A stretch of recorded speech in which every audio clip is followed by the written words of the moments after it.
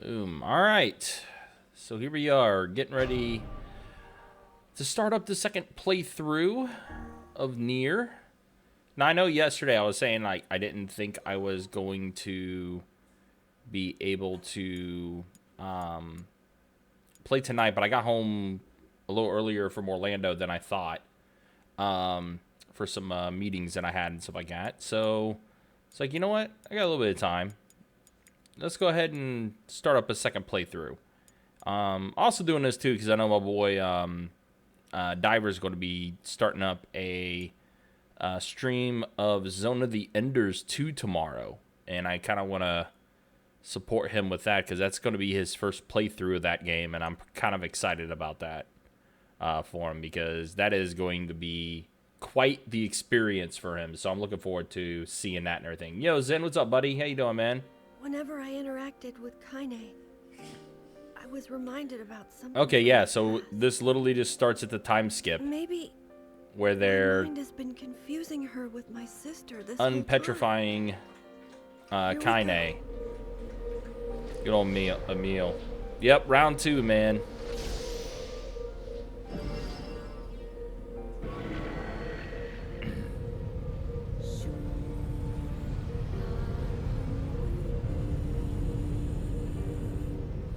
Oh, nice. Cool, dude. Kaine's Dreams, Discrimination. Oh, okay. So, yeah, it's picking up here. So, yeah, we're going to find out more about Kaine in this playthrough. I don't know if we're going to play as her, but we're going to find out some more stuff. Let's see. The sound of rain filled the village. The steep cliffs that surrounded the area magnified sound, causing even the slightest drizzle to rattle like a thunderstorm. Thin wisps of smoke streamed from huts as the villagers huddled in their homes and waited out the rain. A single child, however, had braved the downpour and was now wandering slowly toward the wooden hawk-shaped weather vane at the center of town. That sounds very, very sad.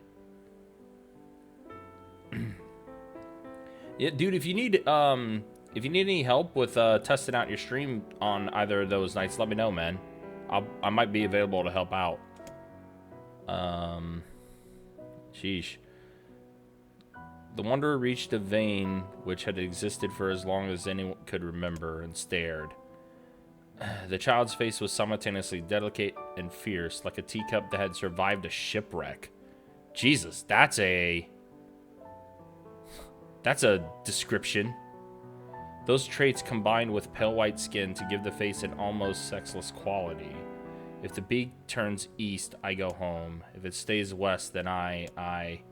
The child blinked. Rain slowly dripped down the young one's short hair and began its long descent to the ground. Come on, come on. The child felt a slight breeze and watched as the vein slowly creaked to life. Spinning this way and that for a moment, it finally settled with the beak pointing firmly toward the east. East? Really? Before the vein could move again, a jagged rock came spinning and tumbling through the air, finally striking home against the child. Oh, ow. That hurts. The force of the blow dropped the child to the ground as a hail of stones began to fall all around. Oh no, they found me. A heartbreaking smile crept across the child's face as the stones continued their assault. Through the rain, the sound of multiple footsteps grew louder before a voice rang out. Yoo-hoo, Kaine! The voice belonged to Demo, worst of the bullies in the area. As Kaine struggled to stand, a final stone came skittering through the mud and bounced against her foot. Blood oozed from a cut above her eye and blurred her vision, but she could make out the shapes of Demo and his usual gang of idiots. The boy seemed to taken aback for a moment by Kaine's seemingly indifference to the blood dripping from her face, but quickly regained his bravado. What's up, freak? You like the rain? You like getting all wet? Or did you finally decide to run away from home? Though she knew it was futile, Kaine turned to leave. Before she could get more than a few steps, the other children scrambled to surround her, cruelty burning in their eyes. Oh, jeez. Damn, this is going to be a really, really sad story about Kaine, isn't it? Like, it's already starting off like, ugh. Kaine knew those were not the only eyes on her. The tormentor's parents watched from the safety of their homes. She was attuned to this sensation, and it was one she had experienced many times before. While some villagers simply turned a blind eye to the actions of their children, many encouraged it openly. In a society ruled by superstition and fear, Kaine was something to be hated and, if possible, destroyed. I didn't say you could leave, freak. Demo's words chewed at her like a worm through an apple. He can't hurt me, she lied to herself. Be strong, be brave. He can't hurt me, he can't hurt me, he can't. Oh, look, the little freak is going to cry. What's wrong? Are you sad that everyone hates you and wants you dead? Jesus. That is brutal. Kaine prayed for the rain to flood down and carry her away from a world that seemed to have no place for her. But if there were gods, they chose to ignore her. As Demo crept closer, the clouds began to thin and the rain slowed. Even the weather hates me. I'm useless. I'm a failure. I wish Demo's rock had taken my head off. Jesus. Kaine couldn't meet Demo's leering gaze. She lowered her eyes and stared at the muddy ground below. The bully moved forward until he was inches away. She could smell the scent of old meat on his breath. Ugh. The boy grabbed Kaine's face with thick fingers and yanked it upward. She tried to turn away, but he forced her gaze back and jammed his thumb against her eyelid to pry it open. Jesus. That's so brutal, man. That's incredibly cruel. Let's give the freak what she deserves. As soon as Demo finished, kicks and blows began to rain upon Kaine. Demo paused, still grinning, and Kaine curled into a ball, tried to make the pain stop. I don't get you, freak. What you acting like a girl for, huh? Everyone knows what you really are. Kaine ignored the question, choosing instead to stare at the weather vane. It continued to point east, as if supremely confident about the future it had chosen for her. Go home? Yeah, that's a funny joke for someone with dead parents and no home to go to. Jesus. Kaine closed her eyes and listened to the rain, waiting for the pain to start again. As the clutching hands of the village children closed around her, she bent her mind to the sound of the rain, letting it become her world entire. The rain fell, but the pain never came. Only when the laughter of her tormentors turned to terrified cries did she dare open a single blood-caked eye. Kaine was shocked to see Demo sprawled on the ground, holding his head and screaming in pain. She could see blood welling from spaces between his fat, twisted fingers. He's actually crying. Deprived of their leader, the children glanced back and forth between themselves as if waiting for someone to step forward and take charge. When no savior emerged, they began an uneasy shuffle away from Kaine. But the young girl was the least of their concerns. Instead, their attention was wrapped of the ancient woman standing a few feet away. Is this her grandmother, I guess? After slugging for breath, she finally spoke in a voice thick with rage. Hurts like a bitch, don't it? Now, I suggest you scatter before I throw another one. And if any of you little bastards ever touch my Kaine again, I'll do far worse than throw a rock. You can count on it. The woman crouched down and gently touched the hand Demo was using to cover the wound. Before he could think to protest, she ground her palm into the wound. Ow! Jesus. What are you doing? Quit whining. Ain't no one ever died from a scratch. You hit me with a rock, Wow. The old woman shrugged. Death is the best cure for stupid. Oh, damn. The tempo of this track kicked up here. Different variation of this, of Kaine's theme, huh? Demo's face twisted with rage at her words, locking his eyes on Kaine. He took a step backward and spat on the ground. Get out, leave this village. No one wants to hear either of you. Seeing the old woman grab another stone, Demo and his companions turned tail and ran. As they fled, the old woman grabbed her side and barked out a single laugh. Look at the boy. Oh, Jesus. Yeah, don't fuck with Grandma. Exactly. Guess he's healthy enough to run from a fight. The woman's smile faded as she turned her attention to Kaine. Kneeling down, she removed her shawl and placed it around the young girl's shoulder, then produced a cloth from the folds of her dress and began blotting at the blood on her forehead. Oh, Kaine, why didn't you fight back? You're stronger than that lot. The words of her grandmother stung Kaine, and she turned away. Don't be nice to me, she said. I don't deserve it. Nothing matters anymore. Her tears, held in cheek for so long, finally began to fall on the muddy ground below. Everyone hates me. They think I cause bad things to happen. Then they think I'm a freak. I wish I was dead. Jesus. As Kaine's tears turned to sobs, she felt her grandmother's hands on her shoulder. Despite her advanced age and diminutive size, she was a woman of surprising strength, and Kaine found herself unable to turn away. Don't talk like that, Kaine. It's a river wide and deep that flows between the realms of this world and the next, and it grants no mercy to anyone that attempted to cross it. You got a duty to fight until your last breath. Understand? Damn. So, yeah, grandmother's trying to encourage Kaine, even with all that stuff that was going on. You know the pain of losing someone close to you, Kaine. You know because you survived it. As the words hit home, Kaine was struck by the force of her love for the old woman. As a young child, she didn't even know of her grandmother, but when her parents died, the woman quickly accepted her as her own. Grandma, as Kaine called her, was cunning, vulgar, and quick to violence, and their first few years together had not been easy. Well, you can see where she gets that from, then. Grew closer. It was only now, sitting in the mud with tears and blood caking her face, that Kaine truly understood the depths of her affection. Here was a woman who had seen hard times, who had seen death, who had fought through all these things and somehow emerged on the other side. If anyone could understand Kaine's pain and loneliness, it was her. Do I make you sick, Grandma? Of course not. Don't be an ass. Kaine drew her grandmother's moth-eaten shawl around her body and shuddered.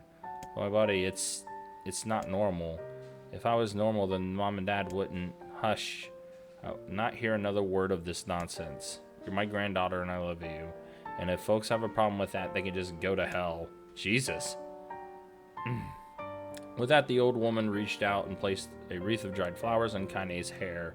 The skill it took to bend the flowers without breaking the stems or losing a single petal was remarkable, and the beauty of it made Kaine want to cry all over again. These are lunar tears. Grandma, you made this for me? Lunar tears were legendary flowers. Most people could live their entire lives without ever seeing one, and yet her grandmother had somehow collected a dozen or more. Yeah, I guess there's a lot of symbolism with those lunar tears, because it was the same thing with Yona in that regard, too. Kaine reached up and touched the wreath as if she couldn't believe it was real. Where did you find these? Oh, just stumbled on them one day while I was doing some shopping. Yeesh. The pain she took to construct the ornament, let alone track down the flowers using the construction, made Kaine's heart hurt. She reached up and gently readjusted the wreath, admiring the way it felt between her fingers. It didn't quite turn out right, said her grandmother as she squinted at it. These old hands have trouble with delicate work, but it sure looks good on a pretty girl like you. Kaine blushed and turned away. You think I'm pretty? Of course you are. What fool thing to say. We're gonna be fine, you and me. As long as we got each other, we'll be just fine. Yeah, sheesh. This is just like one of the struggles that Kaine had, I guess, growing up. And I'm guessing because of the disease that she had, I guess. Or like the black scrawl or whatever.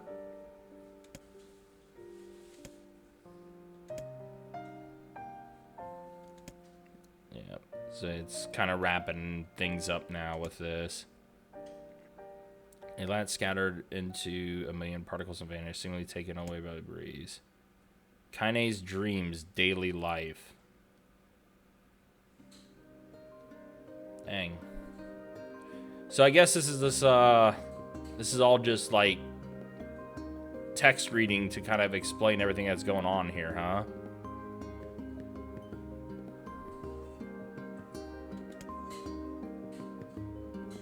For the most part. So we're in the forest of myth right now? Is that what's going on? It's novel time? Oh boy. I'm about to drink water and if I'm gonna be reading this. The forest of Kaine. Yeah, exactly.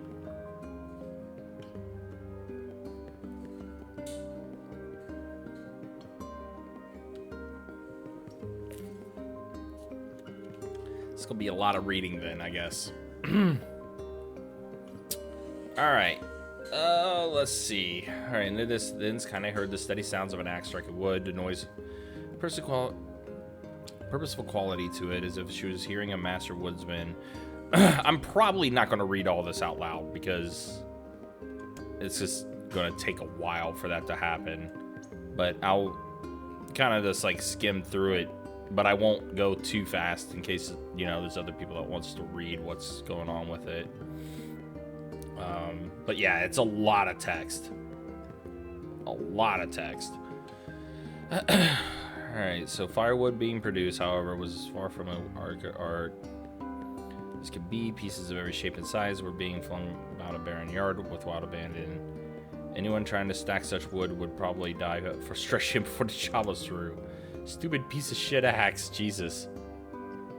Kaine's grandmother flailed with the axe, filling the air with both splinters and woods and words that would make the most hardened slayer blush. Oh, jeez. Grandma called Kaine. What? Yelled the woman, taking her eyes off the wood for a moment. Oh, it's you, Kaine. Don't get too close or I might take your goddamn foot off by mistake. Jesus. She brought the axe down a piece of wood, sending chips flying in every direction. One spun past Kaine close enough for her to hear the whistle, at which point she decided to step back.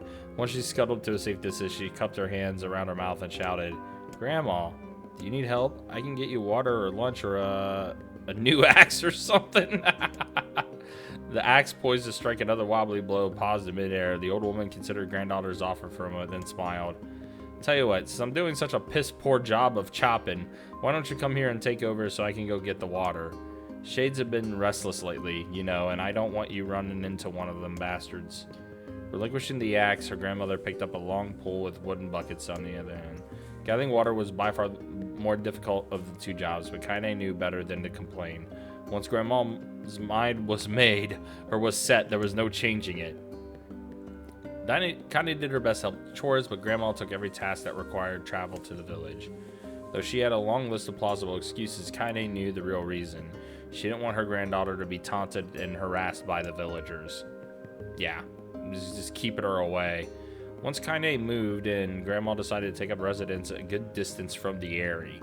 Man, that village, the Eyrie, sounds like it was just bad news all around. And like every time we went to that damn place, some jacked up nonsense always happened. I'm kind of glad Emil destroyed all of it, to be honest. Good boy, Emil. Way to destroy that village. Out of sight, out of mind seemed to be the best policy when it came to the villagers and her granddaughter. And rare were the days when anyone but the two of them could be found on the rocky acre of land they called home. Kaine enjoyed the solitude, but harbored a secret resentment that her grandmother was forced to spend her golden years in such a place. Yeah. Emil was my fucking son, Chase 2020. Yeah, you guys said that. I'm still so mad about that. That was such a powerful scene. That whole thing with Emil destroying that whole place. And there was no sound coming from my damn capture card because of the freaking PC reverting settings because of a stupid update. Ugh, I'm still mad about that. Ugh. Anyway, no more resentment on that. After watching her grandmother leave, Kaine turned her attention to the task at hand. She had never chopped wood before in her life, and soon discovered why the old woman hated the chore. Swing after swing of the axe produced only a tiny crack in the wood, and when she finally managed to connect with a solid stroke, the tool embedded itself in the log and refused to budge. Ah, jeez, that sucks. Frustrated, Kaine swung the axe around her head and threw it, log and all, across the yard. Damn it, oh crap. She suddenly understood the joy her grandmother felt and a good curse. Happier now, she picked up the axe and forced it from the wood and resumed chopping. She had a natural skill with a blade, but the task was challenging, and blisters soon began to form on her small pink hands. This is tough, and my logs are all weird sizes. Spitting on her palms and ignoring the pain, Kaine redoubled her efforts. Just as she was developing a rhythm, Grandma returned from the village. Setting down her buckets with a small sigh, she took one look at the logs and coughed out a wheezy laugh. Pretty clumsy, girl. You better practice if you... Her grandmother suddenly collapsed to her knees, causing one of the buckets to wobble precariously. Eyes wide, Kaine dropped the axe and ran to her grandmother's side. Oh no. The old woman shook her head and pointed a trembling finger at the bucket. Get the bucket. Can't let it spill. Kaine steadied the bucket with a foot, and she knelt by her grandmother. A small bit of water sloshed over to the side and made a new home in the hem of her dress, but Kaine didn't notice. Grandma, what's happening? Crazed with panic, she grabbed her grandmother by the shoulders and shook. After a moment, the woman lifted her arms and batted Kaine away. Stop that. Just stop now, she cried, breathing heavily. It ain't like I'm dying, just tired from the trip is all. Kaine desperately wanted to believe her, but one look at the old woman's shaking hands and worn face told her more than words ever could. Her grandmother had lived a long, hard life, but it seemed the bill was coming due. Ugh. The time when her grandmother watched over Kaine was ending. Sooner than either of them feared, the positions would be reversed. The next morning, Kaine came to the side of her grandmother's bed and took her wrinkled hand. Grandma, you're sick. You need medicine. I'm going to the village. The old woman shook her head and tried to rise, but Kaine gently pushed her down. It's all right. I'll be fine. Her grandmother fixed her with a gaze that could melt steel. After what seemed an eternity, she finally lowered her eyes and sighed. Well, I don't like it, goddammit, but I guess I should quit being so stubborn and let you grow up. Yeah, that has to be a... sheesh. So much. It ain't like I'm dying. Someone who's dying. Yep. The old woman watched as Kaine strapped her boots and made her way down the road to the village. Hours later, as an unseen sun made its way across a dark and rainy sky, she was still watching. Kaine moved at a brisk pace, checking her pockets every few minutes to make sure the money her grandmother gave her was still there. Every noise caused her to spin on her heels, making sure she wasn't being stalked by a shade or worse, Demo and his gang. But she encountered neither tormentors nor shades, and Kaine finally found herself at the entrance to the village. The few adults she could see glanced sideways at her, then muttered to each other behind raised hands before slinking away into the shadows. Her heart racing, Kaine took a series of rapid, shallow breaths and tried to calm herself. To prove myself, I have to help Grandma. I have to be strong. She chanted those words to herself over and over as she slowly made her way. Finally, her eyes settled on a rotund older woman who was angrily waving her arms in the air and telling anyone who would listen exactly what she thought of Kaine's presence. Hey lady, said Kaine with a bravado she did not feel. Where's the... I guess that's a medicine. I don't know how to pronounce that. Apothecary? The woman's flabby cheeks shook in bewildered anger. How dare this thing speak to me, they seemed to say. But Kaine saw that her eyes held a different emotion, fear. Yeah, we're both scared, lady. Trust me on this one. Which way? The woman pointed at a small building to her right before hitching her dress up and stumbling off in the other direction. Kaine cringed, expecting a stone to come flying from the assembled crowd, but none came. Her mind was filled with a strange sense of pride as she made her way to the apothecary. I don't know how to pronounce that. I'm dumb. Pronunciation was not my strong suit. But the new emotion had little time to take root, as soon as she opened the door, she noticed a familiar customer at the counter. Oh, Jesus. It was Demo. He'd clearly been sent here on some kind of family errand because his gang of followers was nowhere to be found. Oh my God. What are you doing here, freak?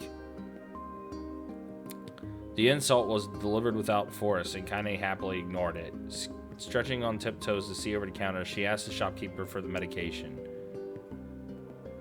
Wow. Demo is a bastard. That old bitch finally keeled over. Go to hell, Demo. The boy's eyes grew so wide they seemed ready to fall out of his head, but before he could let fly a comeback, or worse, a punch, the apothecary told him to knock it off before he kicked him out of the store. Demo slunk out of the shop, cursing Kaine under his breath. Once he was gone, she allowed herself to breathe once more, taking a brief tour of the shop while the owner prepared her medication. Countless tiny bottles filled the cramped store, each with a label written in some indecipherable language. An ocean of aromas assaulted her nose, creating a scent that was exotic but not altogether unpleasant. Seeing such a variety of supplies give Kaine a sense of peace. Surely in a world of so fast, there would be a place that she can call home. Yeah, that dude's a jackass, man. On the far wall behind the counter rested a portrait of a stunning young girl. The picture had once contained bright, vibrant colors, but time had worked its magic and were beginning to fade. The beauty of the work, however, remained undiminished. You like that picture? Kaine turned to find with a small vial of medicine in his hand. His eyes were gentle but sad, and they seemed to stare through her and into nothing as he spoke. That's my daughter. I sketched it when she was just a little girl. She's been dead a long time now. Ouch. Kaine didn't know how to respond. She just stared at the portrait and tried to come up with the right words. Pictures are wonderful things, continued the shopkeeper. They let the ones closest to you live on forever. Man, there's so much with this. And so she got the medicine. You should have these. There's no one left that I wish to draw. I'll give him some crayons, too. Kaine took an instinctive step back, causing the shopkeeper's face to darken. Yes, I've heard the rumors about you, he said. It's a small village and word travels quickly. Between you and me, I'm not sure which of them to believe, but I also don't think they matter much. I knew your grandmother, Kaine, and I think the way she was driven out of this town is just deplorable. Grandma's name is Callie? Thought Kaine suddenly.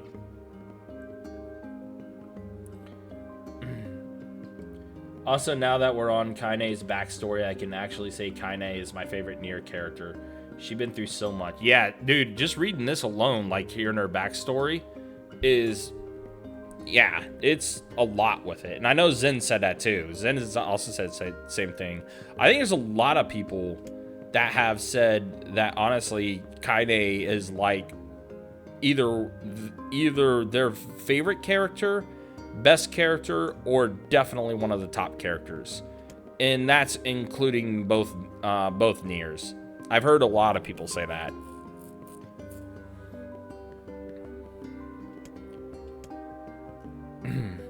All right, so yeah, she was actually treated with respect from this shopkeeper. In tiny steps, she might be one to discuss forward.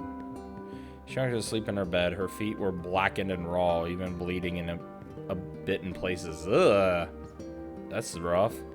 Leading Kaine to think that she had been pacing around the room until exhaustion finally caught up with her. Grimoire Nier and the replicant radio play did a lot for Kaine, so you'll find a fan of hardcore Nier fans who share that mindset. And yeah, Emil's really cool too.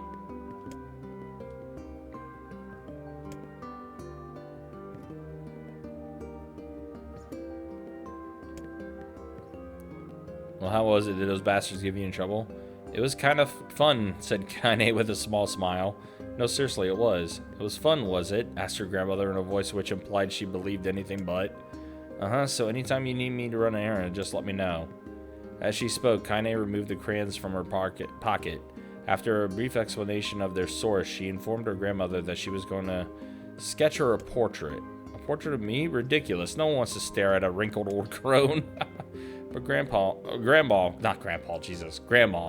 it will make you live forever. Horse manure. Pretty sure she said horse shit, but okay, sure. Said her grandmother, throwing back the sheet from her bed. Living forever would just piss me off. Now put those crayons away and help with dinner. But Kaine would not relent, and in the end, Grandma found herself leaning against the wall of their house as if posing for a master artist. Ah, so she drew a portrait, basically, with the crayons.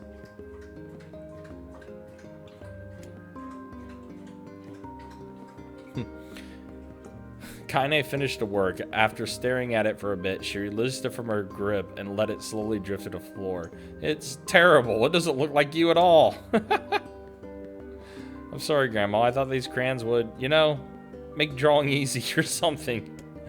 The old woman's eyes narrowed at her granddaughter's. She's like, let me be the judge of that, she said, ignoring the pain in her back and reaching for the paper. The sketch could have been a person's face. It also could have been a boulder, a lump of clay, or an incredibly misshapen loaf of bread. All rendered in a chaotic array of colors. Hey, come on now. Kaine tried her best. Oh, jeez. The old woman stared at the picture for a long time, then slowly wheezed out a laugh. Oh, Kaine, she said with laughter, you truly are my blood. You are clumsy as me, and I love it. But, hush, I won't hear any more bull about how ugly you think it is. It came from the heart, and I'll treasure it always. That's funny. True to her word, the old woman gave the picture a place of honor above the kitchen table. So yeah, Kaine drew like her first artwork.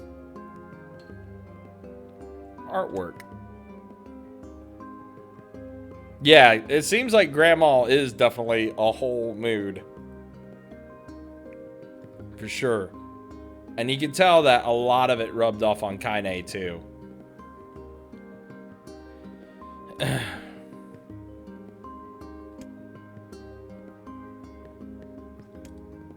Yeah, and that picture obviously had a lot of sentiment too.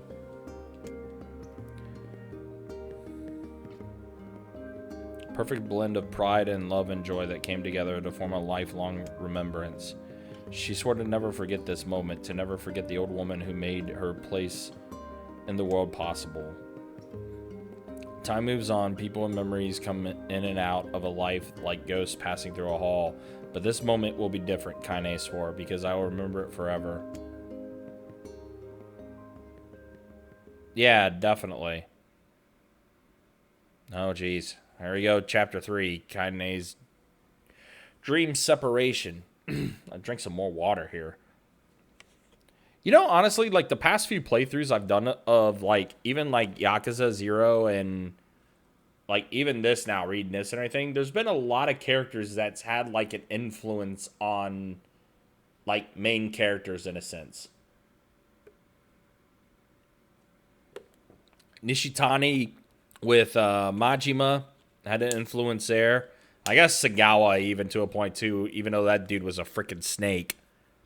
And, you know, looking back at Kuze's influence on Kiryu and how that molded him, and it's now kind of the same deal with Kaine's grandma and the influence that she had on her. Like, seeing a lot of parallels with that. Obviously, none of those really tie into each other, but it's just kind of interesting that that's kind of been, like, the moral of those, like, seeing a lot of, like, influence with other things, too. Oh, jeez. Alright, so Kaine listened to the sound of crackling firewood and stared at the black object on her plate. She'd been pushing it around the wooden disc for a good 10 minutes, ignoring the bemused stare of her grandmother. Finally, she summoned her courage and gave the object a brief sniff. A sharp, bitter scent flew up her nostrils and made its home there, causing her face to twist in disgust. Shoutouts to games with good writing. Yeah, basically. I guess that's kind of like what I was going with. It's like, you know, we played through some games that had, like, you know, really good, like, character development with all those and everything. Grandma, I can't believe you want me to eat a bug. The old woman threw some more wood under the cooking pot and snorted. It's no bug, you fool girl. It's a berry. Why in the hell would I be feeding you bugs? Yeah, well, it sure looks like a bug, said Kaine. And I think it's burnt or something because it smells terrible. With that, Kaine held her nose and threw the berry in her mouth, chewing it as low as possible. Oh, yeah, that's terrible, all right. Why, you little brat, laughed the old woman.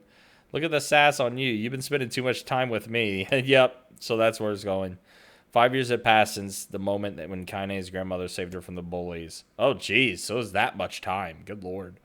And grown in fits and starts, but moved forward all the same. Meals that used to be somber affairs were now filled with laughter and hurled abuse in equal measure. Oh, geez, that sounds like a JSB session. Kaine could not remember a time when she had been happier. Geez, as the years went by, Kaine started to shoulder more and more of the daily responsibilities. Her grandmother's legs grew weaker by the day, and she could no longer do as many chores she used to take for granted. And so this morning, found Kaine lacing up her work boots with a breakfast and a burned berry rolling through her palate. Where are you going today? Asked Grandma suddenly. Kind of looked up, surprised. The old woman rarely asked for specifics anymore. Well, I was going to check out the kelma trees and see if they were ripe. I thought we could make some jam or something. Oh, and I'm going to pick up some flagstones, so I need to take the wheelbarrow. Flagstones? What the hell for? Kaine stared at Grandma, then held out an arm and swept it around their home. Constructed mostly of cloth, rope, and rubble, the old place sagged like a boxer in the final round. Jesus. Hold on. What it would say here? I did that pretend you're me in the comments thing on Twitter. My buddy hit me with a thing I said on stream while drunk. I do not remember saying it. It's the most single cheese moment thing ever.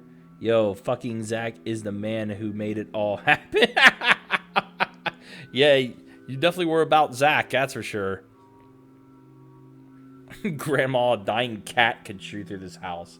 I'm gonna build a stone wall so we have some protection. Goddamn, girl. If a bunch of thieves want to ransack this old place, let them come. We got nothing worth stealing anyway. I'm not worried about the thieves. I'm worried about the shades. People saw one west of the village yesterday. The old woman tilted her head and stared at her granddaughter. Well, shoot. I don't know why you have to do it today. We can worry about some other... Grandma, no. If I don't go to the kelma trees, we won't eat tonight. You know that.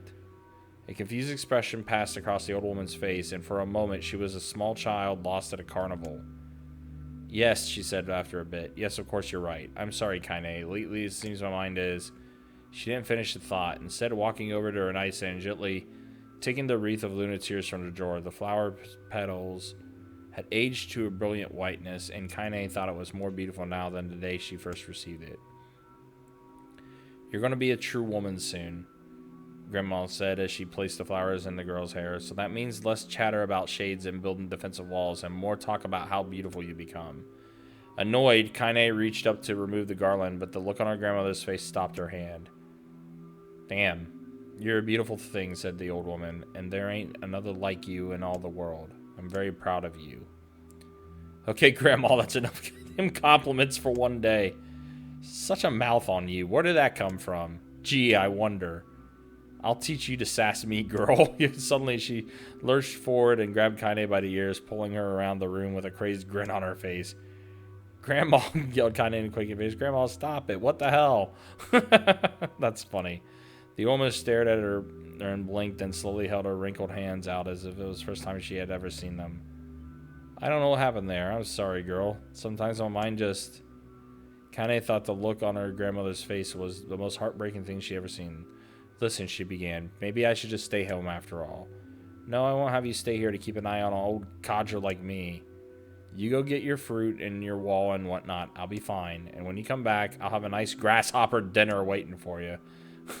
Kaine rolled her eyes and kissed her grandmother on the forehead and made ready to depart, trying desperately to ignore the worry that was gnawing at the walls of her heart. Ugh, yeah, she knows the time's coming. Kaine could feel the old woman's watching her as she moved down the path. Don't turn around, she told herself, but in the end, the temptation was too great. She spun on her heel for one final look and saw a small bent woman standing in front of a ramshackle hut with a sad expression on her face. God, she looks so old now. It's like the wind could reach down and just carry her away. Oh, man. Kaine worried about her grandmother all day, causing her work to suffer. With little fruit she could collect was tossed carelessly in a wheelbarrow, and she only found a couple of stones before losing interest in the project. Finally, as dusk approached, she decided to call it a day. Cursing herself for the lack of focus, Kaine pushed the nearly empty wheelbarrow back down the path. As she crested the final hill, she suddenly froze in place. The wheelbarrow fell from her fingers and collapsed on its side, sending a few pieces of wrinkled brown fruit rolling down the hill. A thick black cloud. Oh, no.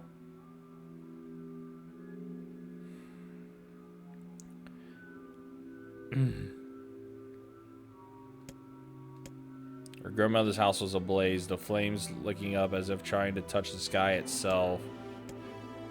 Kaine ran faster than she had ever moved in her life. Once she tripped on a stone and went sprawling into a rocky ground, but she leapt to her feet and continued running, unmindful of the blood that spilled from her wounded hands and knees. As she got closer and closer, Kaine's mind began to race in the time with her footfalls. It's too dark, not just fire, can't be fire too much smoke. Gotta save her. She bursted into the front yard and came to a sudden halt, her worst suspicions confirmed. The smoke from the fire was mingling with the thick inky blackness of an enormous shade. The massive creature supported itself on 3 twisted feet and achieved balance through the means of a large armored tail. I think that was the first boss with the way that was describing that. Scales, horns, and claws sprouted from its body in a random chaotic pattern, giving it the appearance of a lizard designed by some insane god. Yeah, this sounds like this was the first boss we came across. Seeing Kaine, it let out an inflicted cell, sending small whirlwinds spinning around the yard. For a moment, the creature retreated into a shimmering inky blackness, as if her mind was unable to comprehend that such a thing could exist. But then the smell hit her, a blend of rotted meat and and the horror became real once more. The creature bellowed again, and this time Kaine responded with a scream of her own. "Alright, you bastard," she thought as her scream echoed off the high cliffs around them. "It's you or me, let's go." The shade eyed Kaine with bemused interest, then it began looking from her to the house and back again, as if urging her to look at the destruction it had so gleefully wrought. With dread building in her heart, Kaine glanced toward the house. Through the smoke and flame, she spotted a small figure struggling to escape the ruins. Grandma. At the sound of her voice, the old woman began waving frantically. "She's alive," thought Kaine. "She's alive." Kaine's legs sprang to life as she raced across the yard toward the flaming wreckage of the house. Before she could advance more than a few steps, the shade opened its mouth and let out a roar powerful enough to uproot trees and send them flying. Oh, Jesus. The blast sent Kaine tumbling through the air before smashing her against the rocky earth. Stars danced in front of her eyes as she tried to remember how her legs worked. Get up, get up, get up, get up, get up, get up, get up. Get up now. As Kaine struggled to her feet, the shade stomped toward the house and pinned her grandmother to the ground with the tip of a claw. The old woman struggled to move the claw from her stomach, but she might well have been pushing a mountain. She coughed briefly, sending a small... Oh, jeez. Her energy spent. Kaine lurched to her feet, only to fall back to earth with a gasp. Her ankles were on fire. One or both of them were surely broken. Ignoring the pain that screamed through her body, she began dragging herself across the ground, leaving a drunken trail of dust and blood in her wake. Jesus, that's sad. Her grandmother's face was turning blue, her eyes rolling back until only the whites were exposed. Kaine pulled herself across the ground with maddening slowness, the distance seeming to increase with every second that passed. The shade glanced between the two women and flicked out its tongue, its giant mouth turning up at the corners. Short, panting breaths belched from somewhere deep inside its core. She had no idea how such a mindless creature could experience emotion, but there could be no doubt that the shade was taking joy in its suffering. Yeah, I see your plan. The shade moved its claws slightly, allowing Grandma to breathe again. It was clearly keeping her alive, only to snuff out her life when Kaine was close enough to touch her. Damn. There was a sickening snap from her right ankle as the foot twisted backward, but she forced it from her mind and began to hobble toward the monster. Pulling a small knife from the pouch of her waist, she leapt on the foot that pinned her grandmother and plunged the weapon deep. "Give her back," she screamed. "Give her back to me." It was like stabbing a rock. After a few swipes, the knife broke at the hilt with a dull snap. The shade painted laughter again, then raised its tail and sent it rushing through the air toward the young girl that latched to its foot. Kaine never had a chance. The tail struck her square in the chest and sent her crashing into the burning wreckage of the home. Sheesh.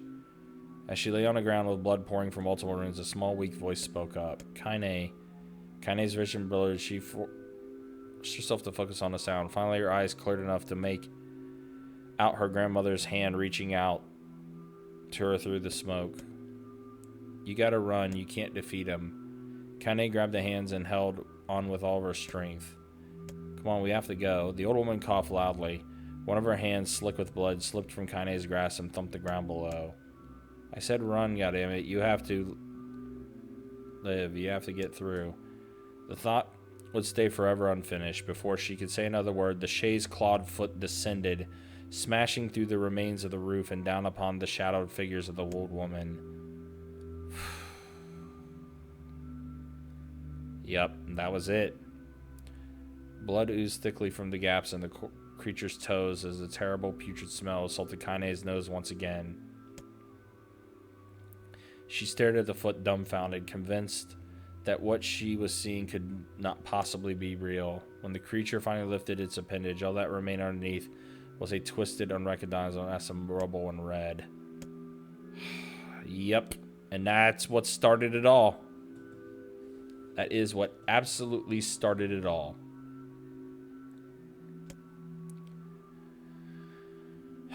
Oh, man.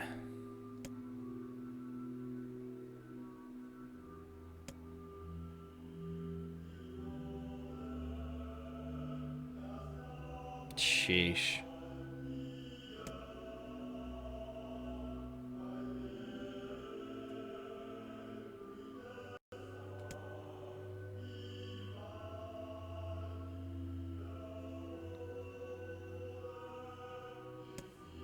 Damn.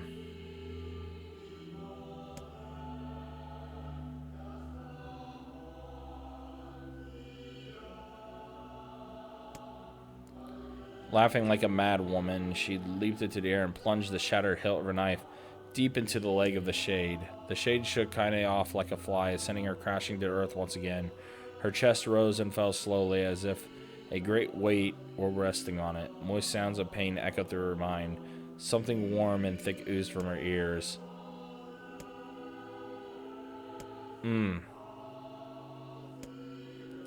The sound, the pain, the smoke, and the flames, all of it faded away until all that remained was a single incantation repeated over and over again. Kill it, kill it. Yep, she snapped. As the spark that was Kaine slowly began to flicker and die, she felt her desire to kill and her desire to live blend into one.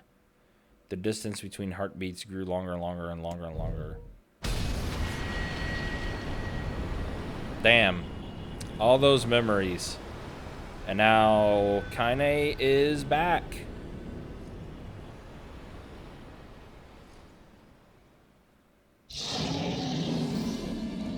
Oh. Shit. The beast approaches. That's right. I forgot. There was something that was being contained. I still don't understand how this damn thing lived for 5 freaking years.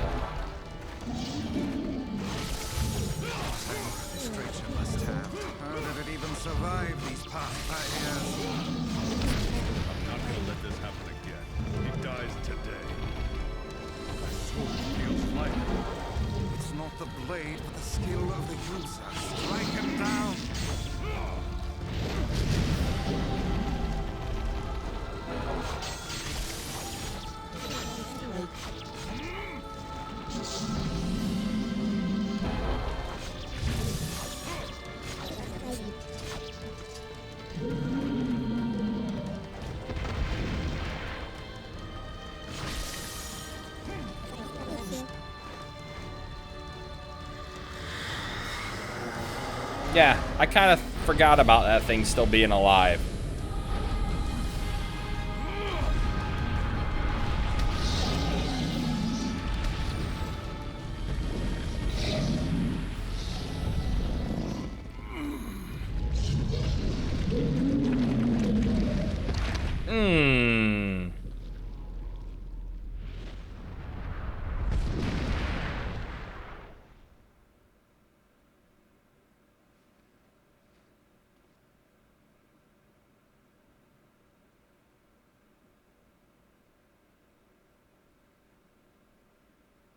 There's poor Kaine. Kaine's dreams encounter. More wordplay.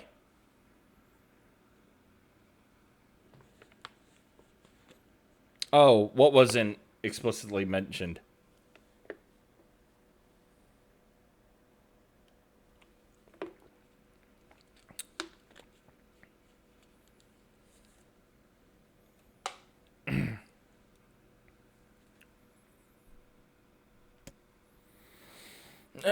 Gently, weakly, softly.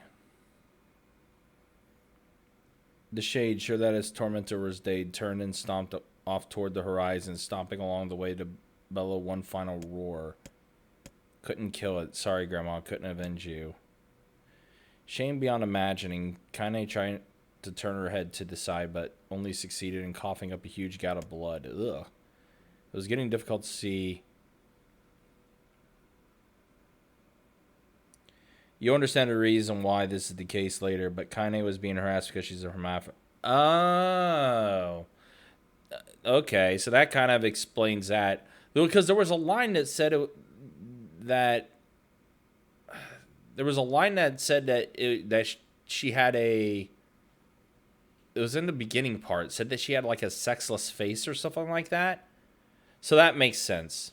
Okay, that makes sense. That still sucks. That's why she was bullied. But yeah, yeah, yeah. I kind of figured there was something along those lines.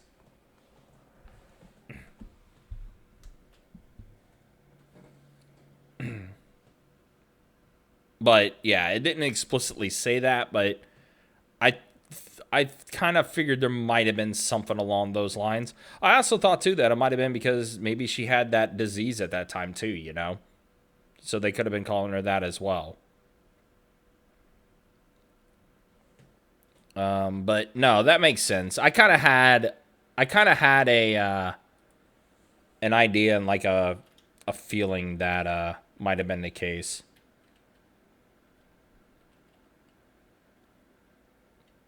Which, like I said, that still sucks that that was the reason why.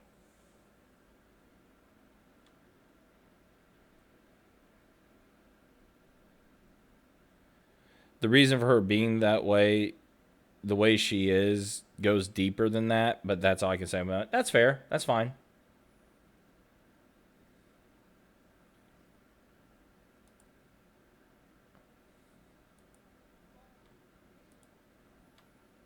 Completely and totally understand that.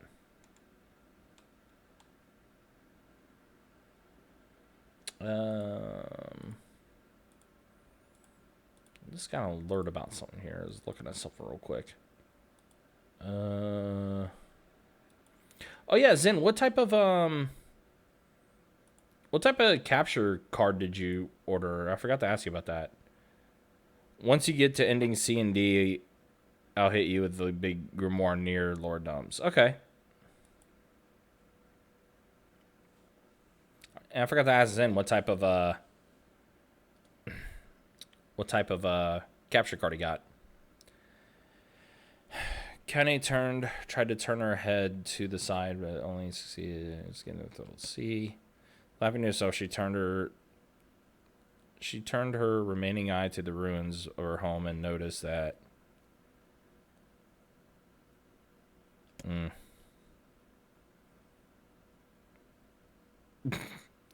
Yeah, that's mine. She thought with a mad giggle that this is gonna make clapping a real bitch. I cried. A sudden voice from the desert. Am I finally gonna die? Are you? Well, you had it coming. Jesus. Go to hell, Demo. She thought it at the unseen as hand. Go to hell before I pluck your eyes out and feed them to a dog. Jeez.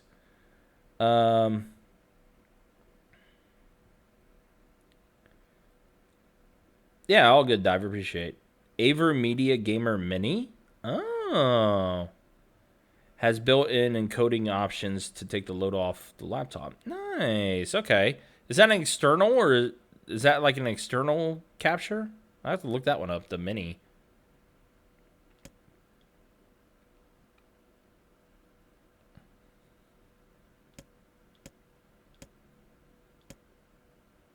Jesus.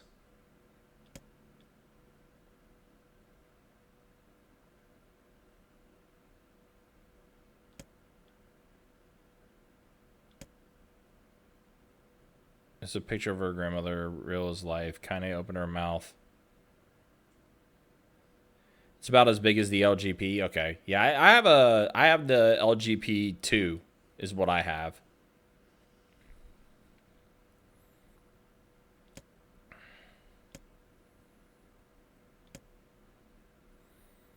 Fell from the picture and where they vanish into tiny black tendrils of smoke. The sketch now showed her grandmother as she truly was. Oh no, that sucks. The apothecary smiled, then broke into a jolly dance.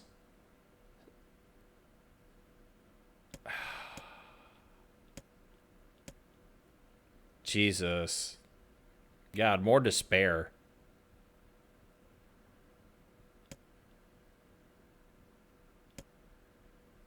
Ain't you got a wish, sunshine? The voice was vulgar and fierce at the same time. As if insanity had somehow found a way to take form. Kaine wanted to scream as the voice crawled under her skin, but her lungs refused to work. You know, a wish like a prayer or something? Why don't you get on your knees and start praying to heaven? Please, invisible man in the sky, save me, save me. Kaine finally resorted to shouting at the voice with her mind. I don't make wishes, they don't come true for me. I'm a curse-a freak. I should be left to die. The other voice boomed in her ears. Oh God, you're the best. Kaine glanced down and saw a black shiny substance oozing from her long legs. She tried to brush away, but her remaining arm would no longer respond. The substance slowly crept around her feet and then began moving up toward the rest of her body. She could feel the slime oozing upward, feel the hot, searing pain it left in its wake. Whatever else might be happening, she was still alive, and this was real.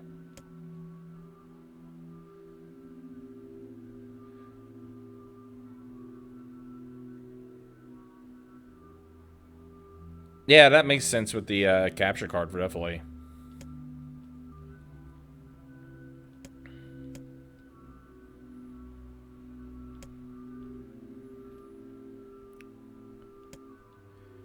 And I want to take your hands and use them to choke. Jesus. So what is this that's kind of taken over Kaine here?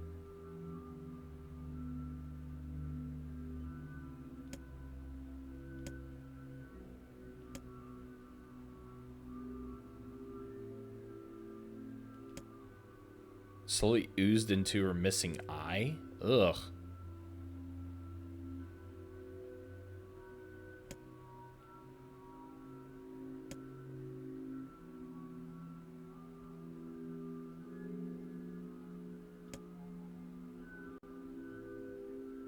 Give me the body and I'll give you more of this feeling. It's a fair trade. A black lump began to protrude from Kaine's side. As she watched, it grew larger, longer and thicker, and eventually taking the form of her missing arm.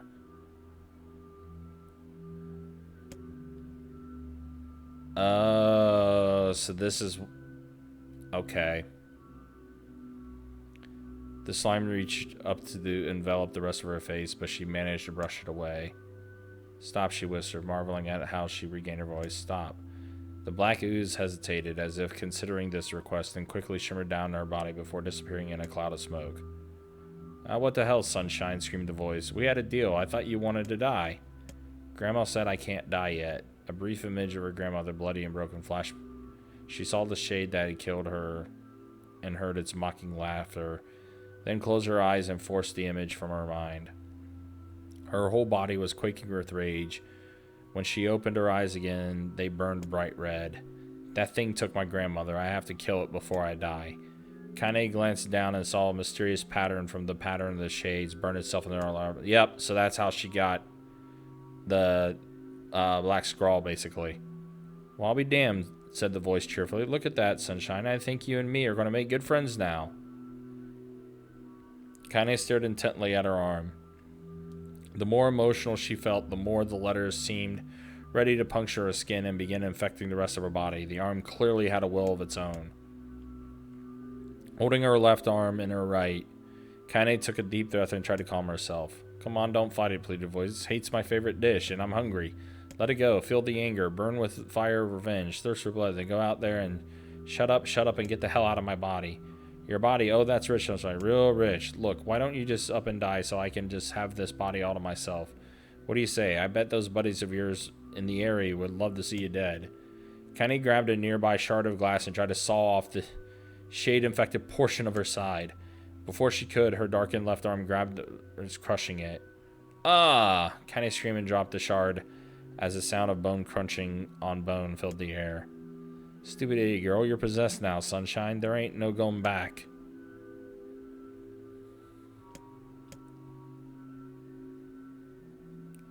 A timeshare arrangement.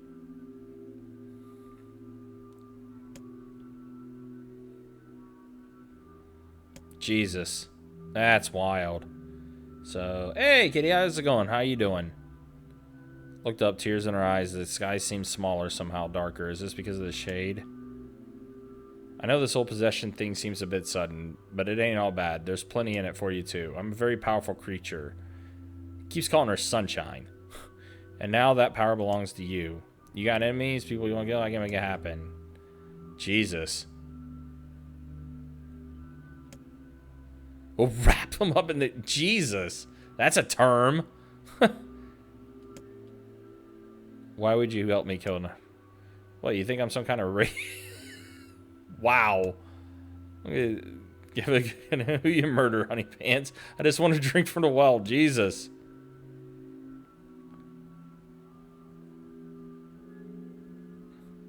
I'm good just popping in while... I think you mean while you are getting some food. I don't think you want me to get you food, but yeah. That's kind of, I'm thinking that was a typo. It's kind of funny. Yes, honey pants is definitely a strong word.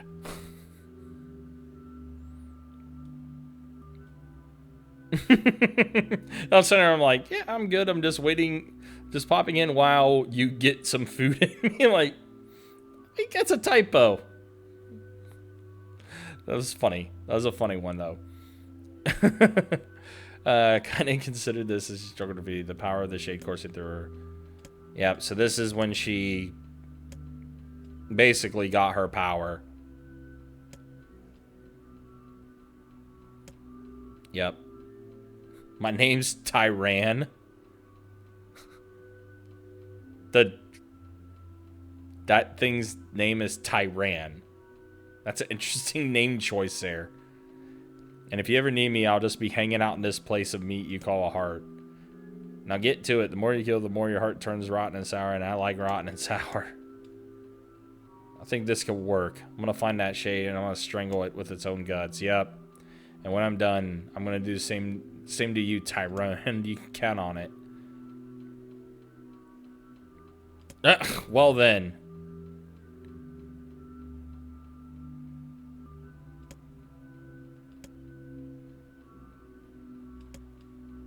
Yep. And that's how she kind of became what she was when we first met her. Tyran is another case of Yoko Taro being the least subtle man in existence. Yeah. Yeah.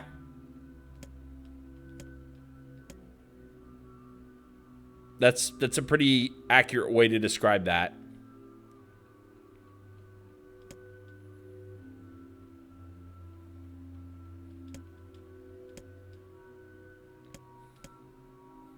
I'm possessed, corrupted, a freak, and this time I don't think there's any going back. Holding the flowers to her heart, Kaine fell to the ground and sobbed. As night gradually lightened to dawn and the people of the area rose to their daily lives, she remained in that position, as if tears could somehow wash away the horror that was there now. Alive. Stay alive. Educated warrior. That was a lot of reading. That was like almost an hour. Actually, no, that was over an hour of text, basically. And there's Kaine.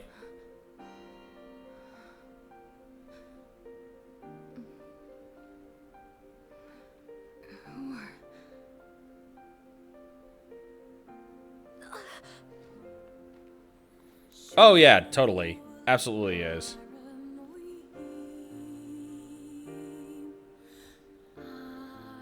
Oh, and she sees Emil for the first time. This was in his new form, too.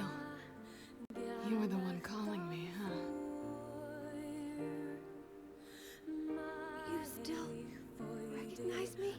Yeah, sure. I knew you right away. Thank you, Kaine. Good to see you, Kaine. She sees... You look like shit. I remember that line. How long has it been? 5 years. You get it on every subsequent playthrough, but you can skip it every other time, so you don't need to read it again. Yeah, makes sense. Yeah, definitely reading that for the first time, definitely get a gauge of everything. Oh, that's a long time. Any luck with Yona? Yeah, so this is Loon. just a That's not yeah, so like I said, we already went through all this part the first time, so we're gonna skip through it. Popola. That's great. Yep. Oh, Popola and This doesn't Devila. make- Please, people are. It's a we can. No one, you and People are as right. Yeah, and this is where We're s- Popola and Devila basically said that Kaine and Emil have to sleep outside the village.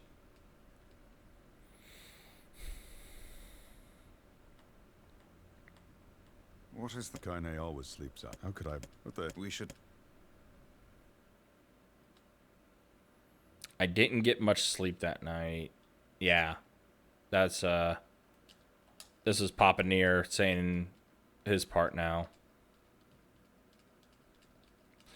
That's interesting that you're reading that now, especially with the fact that you do have to end up fighting Popola and Devila. Seeing this text, how he wanted to strangle Popola and smack Devila and all that stuff and everything.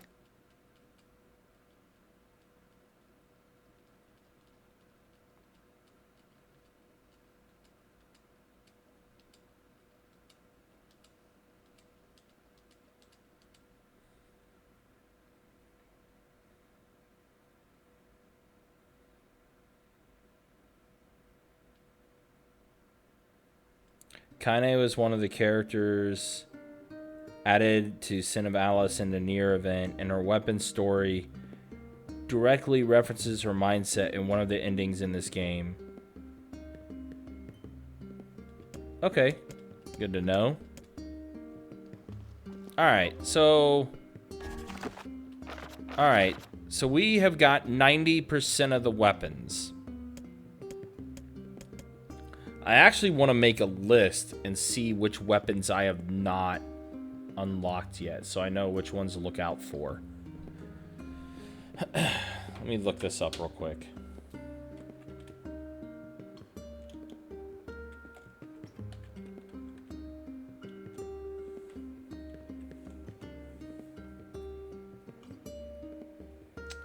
No, not Automata. I don't want to know about Automata. I guess I should type in Gestalt, right? Because it, like, all... It gives me all the... Automata stuff.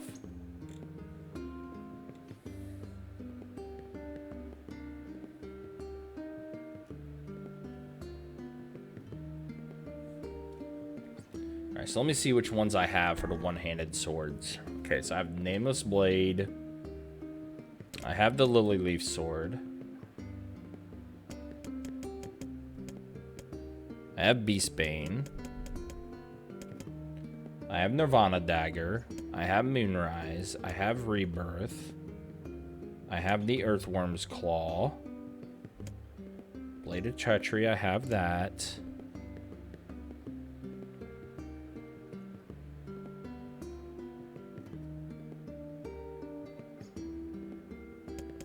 I have Faith. I have Phoenix Dagger. I have Labyrinth's Whisper. And I have Ancient Overlord. Okay, so the one I don't have is Iron Pipe. which is given at the end of the magic stone, also automatically given after viewing ending B. Okay, so that's the only one I'm missing with the one-handed swords. I have all the other one-handed swords. I don't have the iron pipe, though. Okay, so I have all those. Outside of that. All right, two-handed swords. I have the Kusanagi. I have the Axe of Beheading. I have Fang of the Twins. I have the Vile Axe. I have the Beast Lord. I have the Iron Will. And I have the Phoenix Sword. So the one that I'm missing with that is...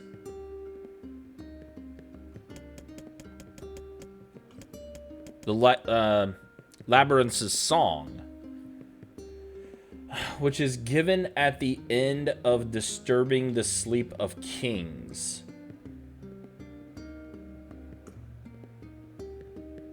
I wonder which one that is. So Labyrinth Song is the one I'm missing out of that one. And I have all the others. Alright, spears. I have Transience. I have Spear of Usurper. I have the Devil Queen. I have Sunrise. I have Beast Curse. I have Captain's Holy Spear. I have the Dragoon Lance. And I have the Phoenix Spear. So the one I'm missing is Labyrinth's Shout, which is given at the end of the damaged map. Okay. So I'm literally only missing 3 weapons. And it looks like 2 of these are done with side quests. And then the Iron Pipe one is given at the end of ending B.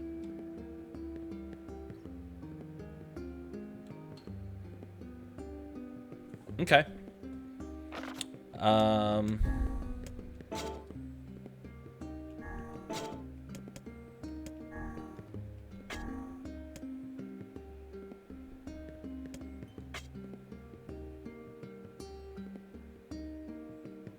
It's a side, and that side quest you can literally do right now. Talk to the blacksmith in the village.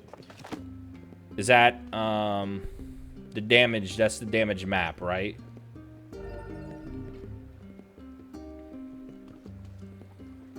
So both those side quests, one of them Facade and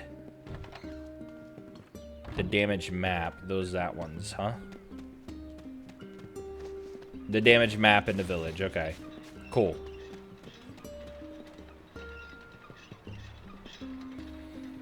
Alright, so let's save here.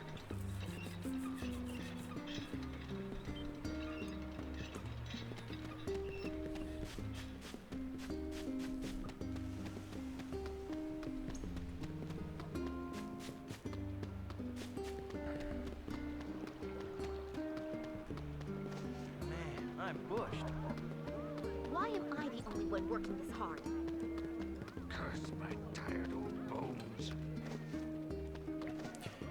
You're actually doing really well on the weapons so far for the most part. You can just worry about getting through the game again. Yeah, that's what I'm saying. Just... Hey,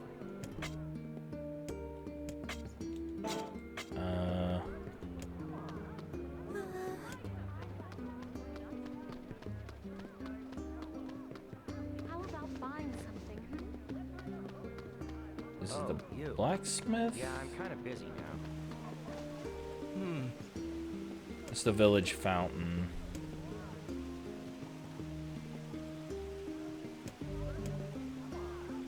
I wish I could leave this place. Are we sure it's the blacksmith here in the village? Or maybe it's the blacksmith at the seafront?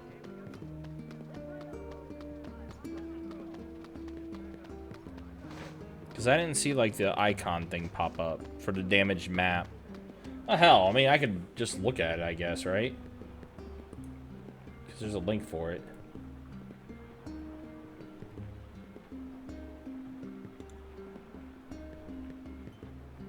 Speak to this blacksmith in the village anytime after unpetrifying Kaine. Huh. Well, I did that. This is the blacksmith, right? Hey.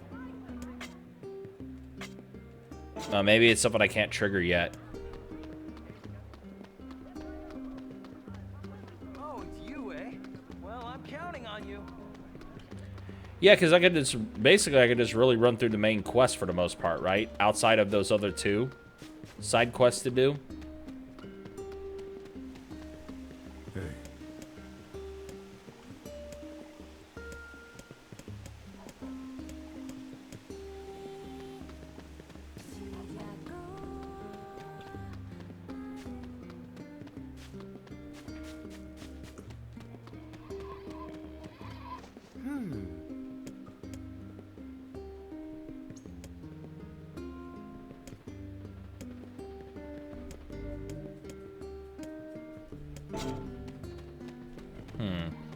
So now maybe that will become active. Maybe we had to talk to Devila.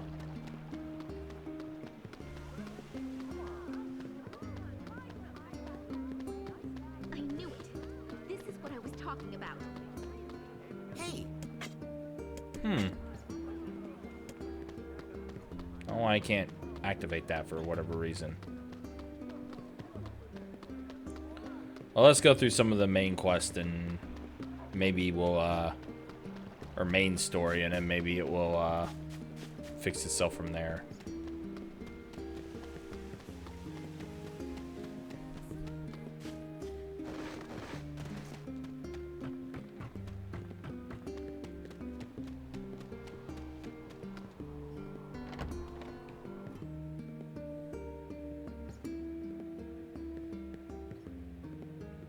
Yeah, I think as well, like, I could just focus on upgrading these weapons too and everything and making them stronger.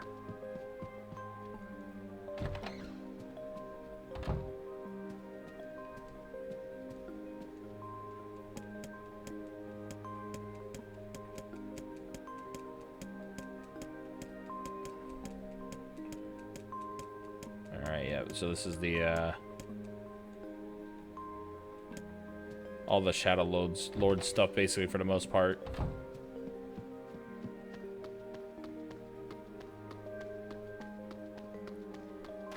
Once you're done talking to Popola, go back. You should be able to activate the side quest. Okay.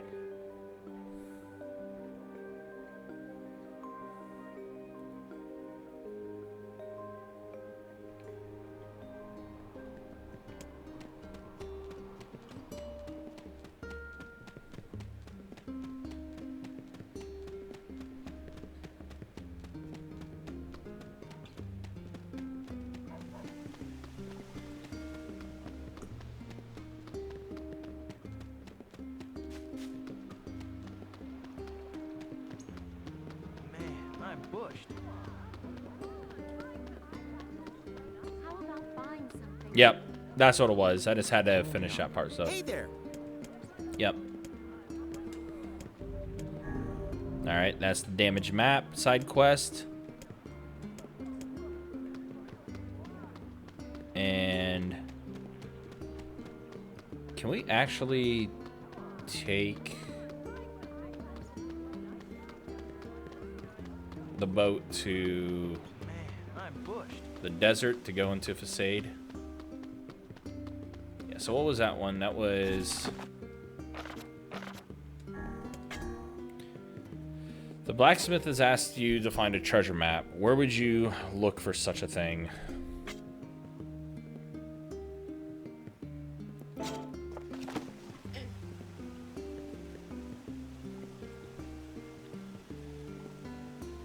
You should do this quest first before going to Facade. Where would I even look for a map? The damaged map. The blacksmith has asked you to find a treasure map. Where would you even look for such a thing?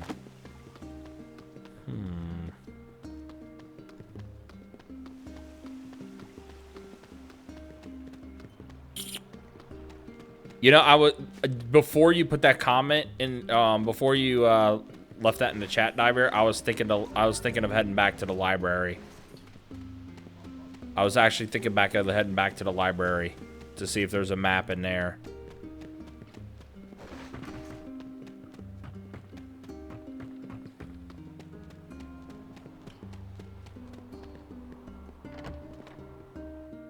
I was actually thinking coming back in here to look.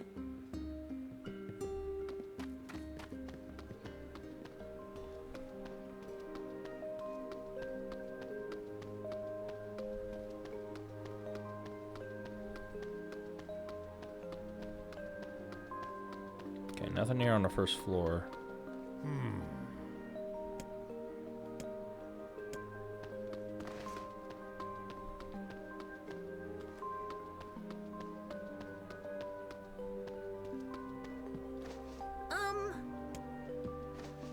Hey! Huh, well, those are the thieves.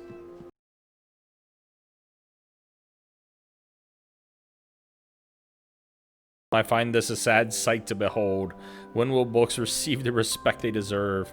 Calm down, I'm sure I had a happy life. I wager the damaged sections can be repaired. Perhaps the facade. Okay. So there's the treasure map. Now, okay, now we're heading to facade.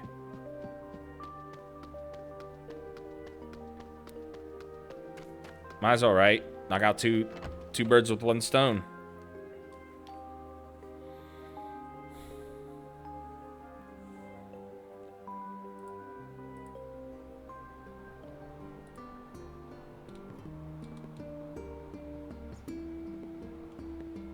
Yeah, exactly.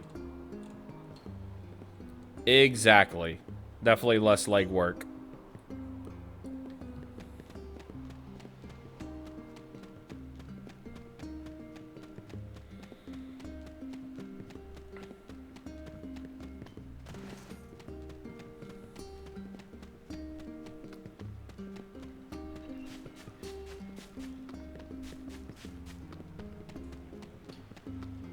Man, I'm still getting over how much reading that was, that first part. It was literally an hour of reading. But again, it was important reading.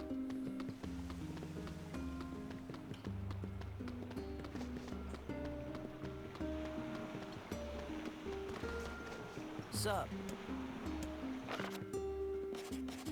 Alright, let's head to the desert first.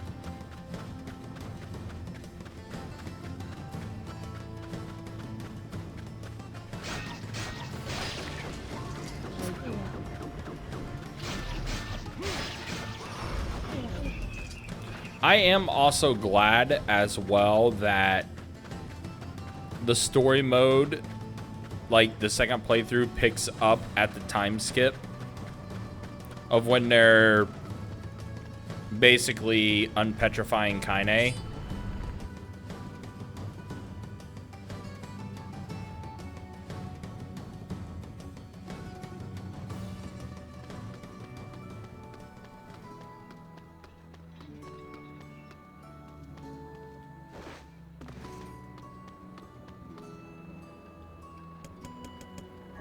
Yeah, exactly. It would have been an absolute brutal pain if he had to do all that entire stuff. Hi. 3 drops of machine oil, 3 eggplants, and 3 goat hides. Ugh. So what do we have then? We have, oh Jesus, we have 2 machine oils. Man, so I need to go get more machine oil. Where would I even grab machine oil at? Junk heap? 3 eggplants. Which I think a grocer sells eggplants. And then goat hides, I think I can purchase as well. I am not going to spend time killing goats and it end up being damn freaking, like, goat hooves or something like that. I remember that with the damn wolf pelts.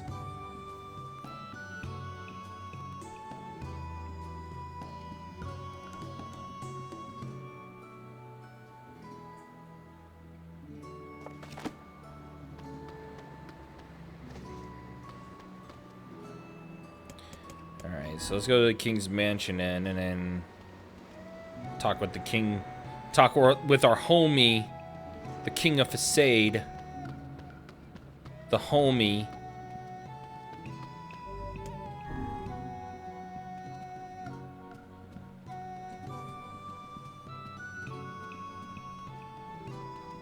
Yeah, that's what I figured.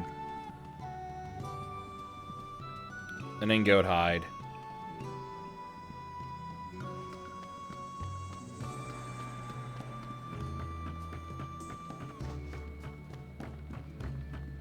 Yo, where's the king at?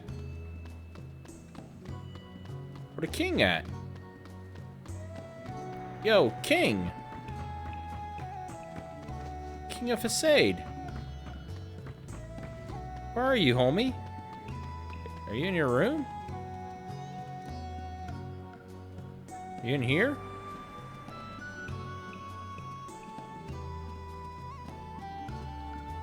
Yo, where's the king at?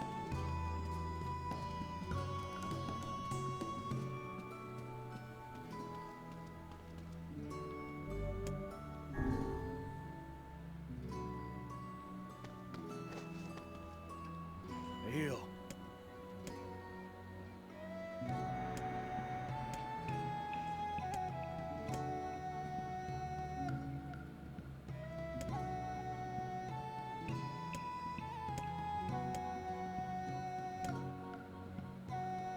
I don't know what any of that means.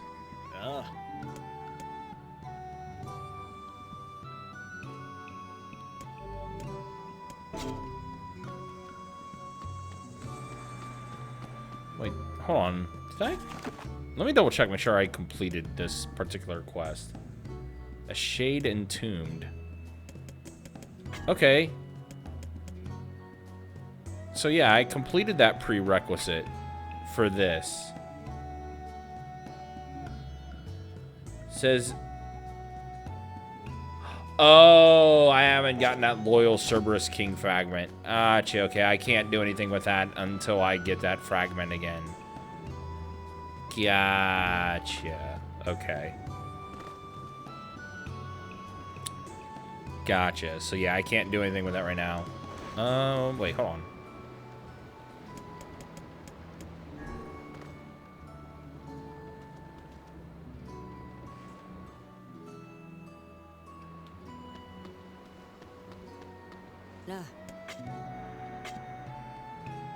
That's wolf hides and stuff.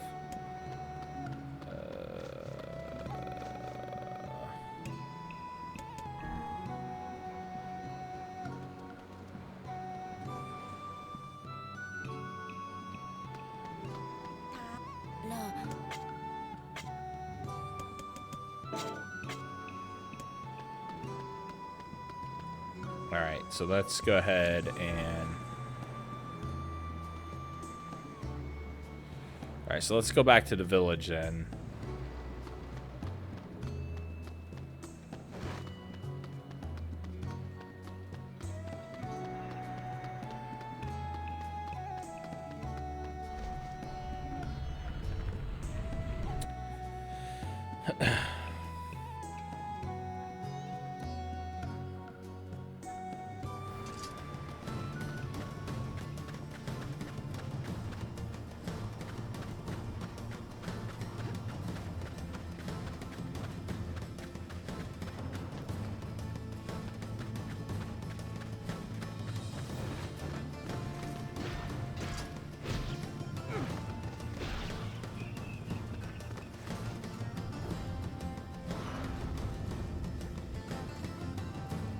So what does this do?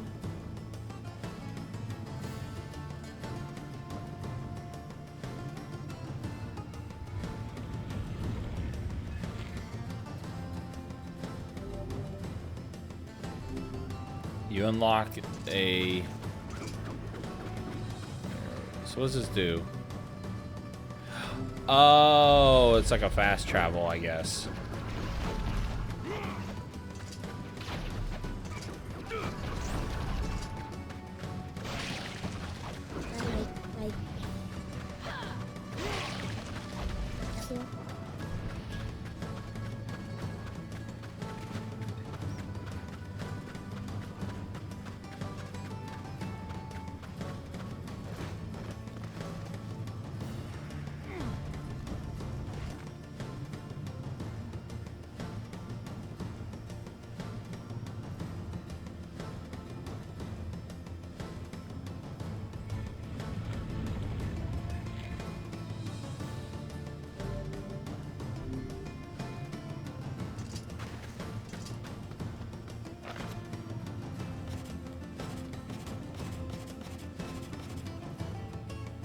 I see. Yep, so you use those to be able to go around the desert quicker.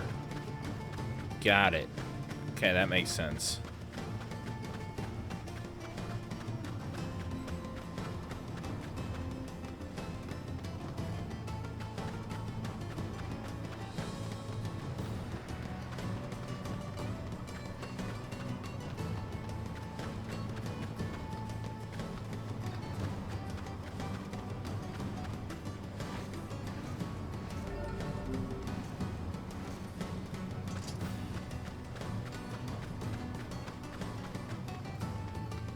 Might as well go up this way anyway, because...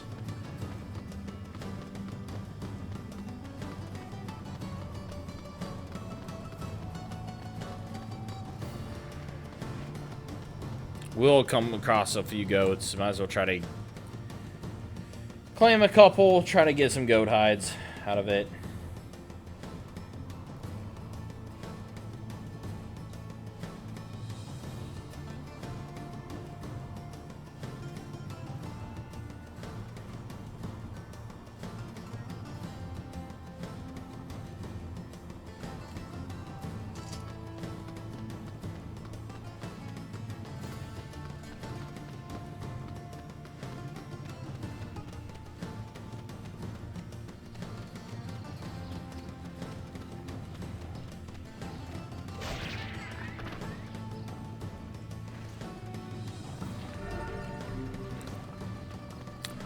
We're gonna do this again.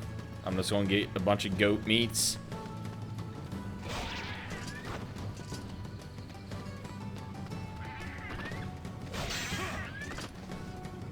Poor goat.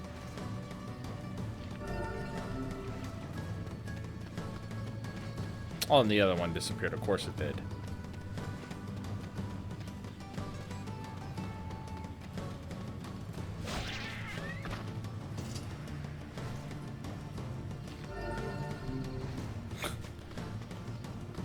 Oh, jeez. Yeah. We're just gonna purchase it. I gotta find out where they sell the goat hides. Not gonna sit there and waste my time trying to kill goats if it's just gonna give me goat meat over and over and over and over and over and over and over again. Remember what happened last time? Remember I needed wolf pelts or stuff like that? And they kept giving me freaking wolf fangs? Yeah, that was fun. Need to collect 10 wolf pelts. Killed like 900 wolves and I had 897 wolf fangs. And only 3 pelts. Like, what? Hey. How are you Alright. There's my 3 eggplants.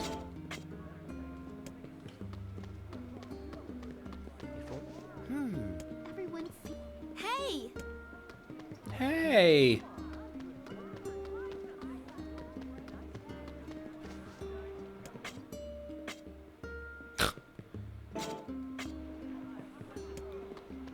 Alright. Why am I the only one working? Hello. Sup?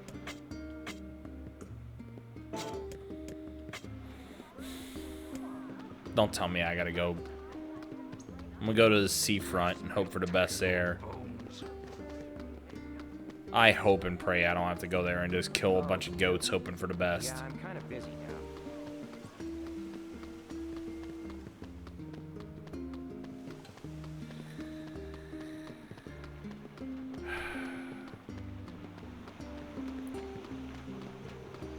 Sup?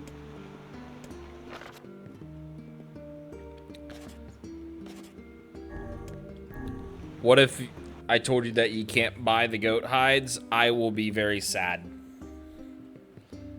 I will be very sad. I will save the game, and then I will turn on BB tag. That is what I will do.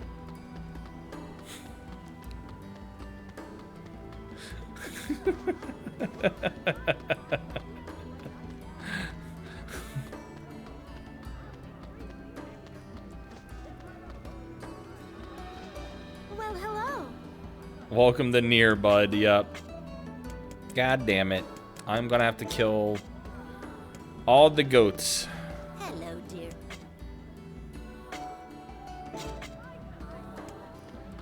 Alright. Guess we need to go murder some goats before heading to the junk heap.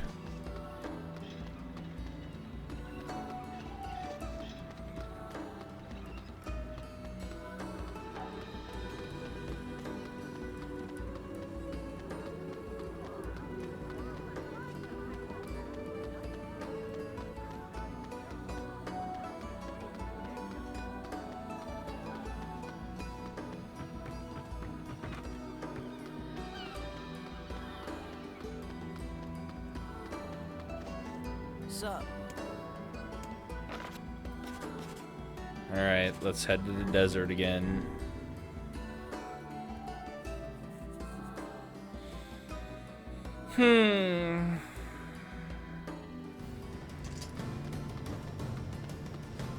I'm not looking forward to this.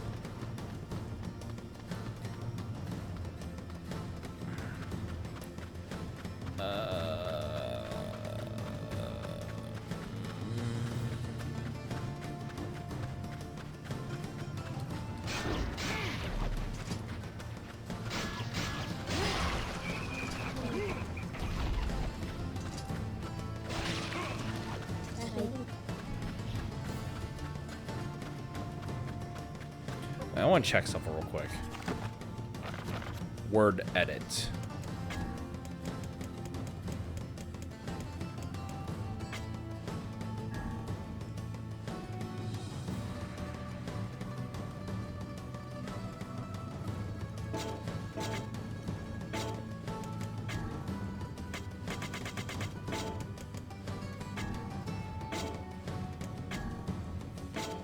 Does it not let me...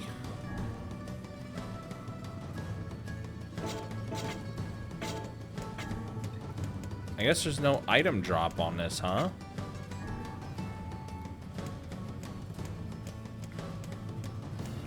I see guard break. I see...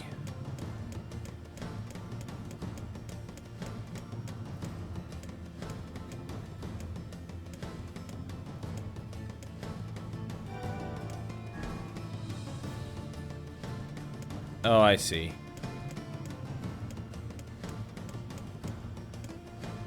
There, we'll roll with that. Maybe that will help. Because it gives an item drop like 30%, so maybe that will help drop the item that I want. I don't know if it will, but give it a shot.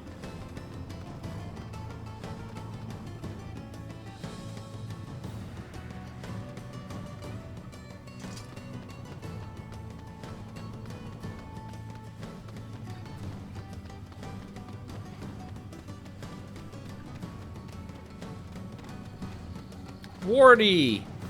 Hi, Wardy.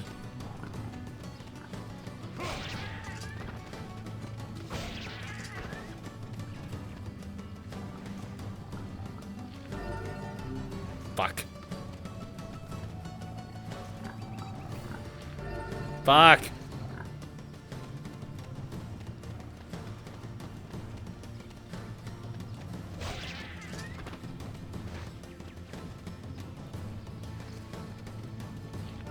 Fuck!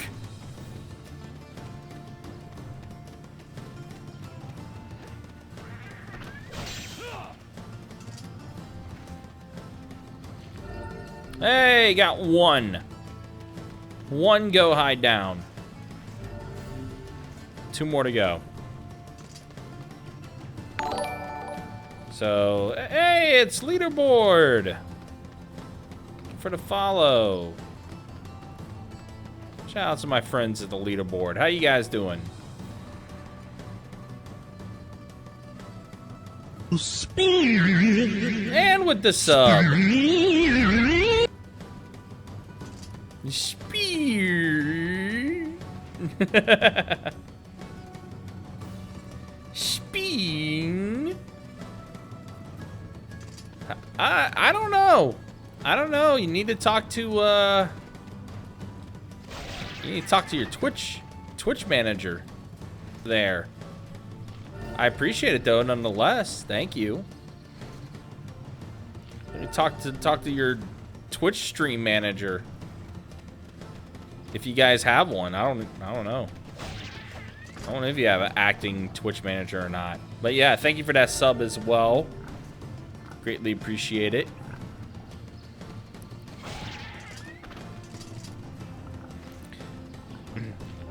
Yeah, by the way, Zenosuke is going to be streaming soon too. Gonna have to get that going. I like that emote combination is pretty strong. My son.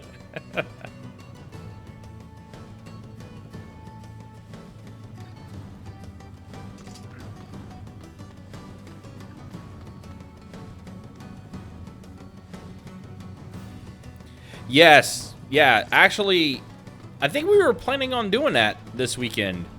Weren't we, Zen? I think we were thinking about getting a group together to go to leaderboard this weekend. All right, cool. We got all the goat hides now. Cool. We got all the goat hides. No more massacring goats. So we need one more machine oil. So we need to go back to the junk heap.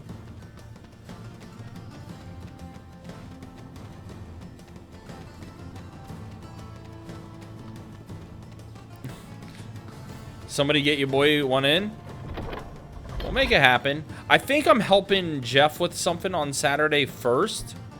But I know I'll be freed up that night after I'm done helping with a thing that is taking place this weekend with Jeff. Look, man. I hate to say it, but them goats had it coming. Them goats had it coming. Had to do it to them.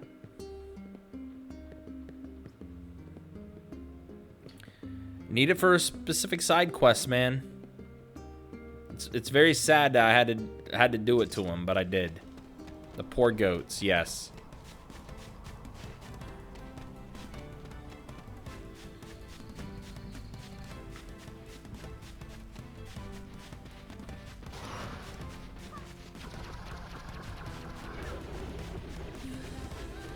Diver, I was mentioning it earlier, dude. I am super excited about the fact you're going to be starting Zone of the Enders, man.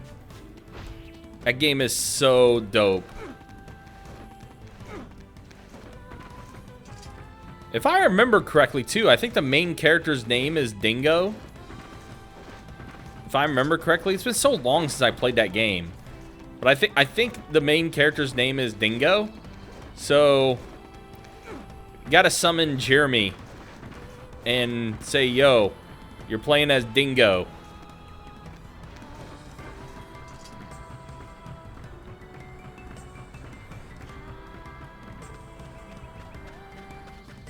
If I remember correctly.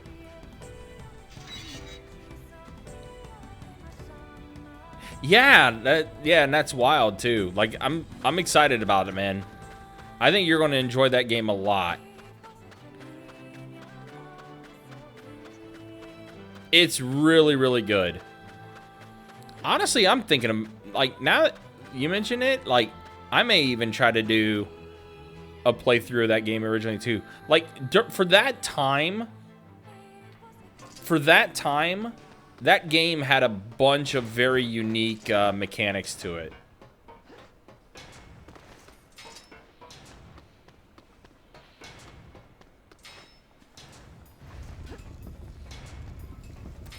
That's gonna be a cool playthrough to watch, though.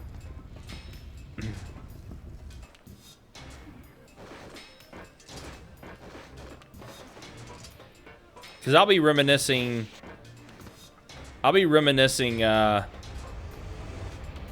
my history for that too.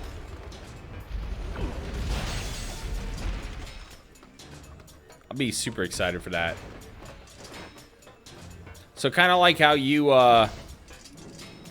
were like reminiscing with the Yakuza stuff and everything during my playthroughs, I'll be doing the same thing with Zone of the Enders. Oh, you'll love the mech action for sure. Broken motor, broken battery. The fuck, I need a machine oil.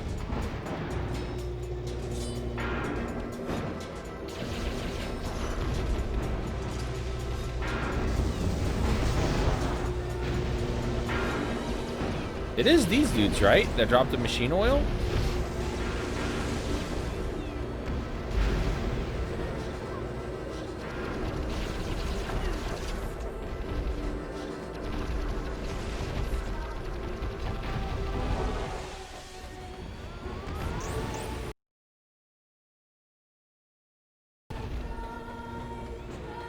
Broken battery, severed cable.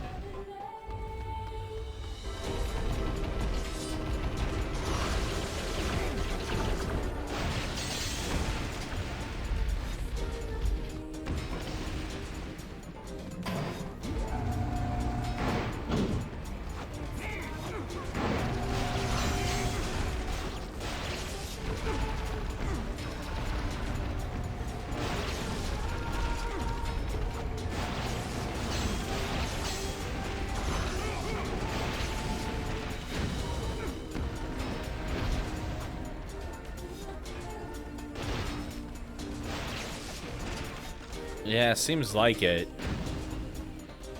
It's a really rare drop. It's what it seems like.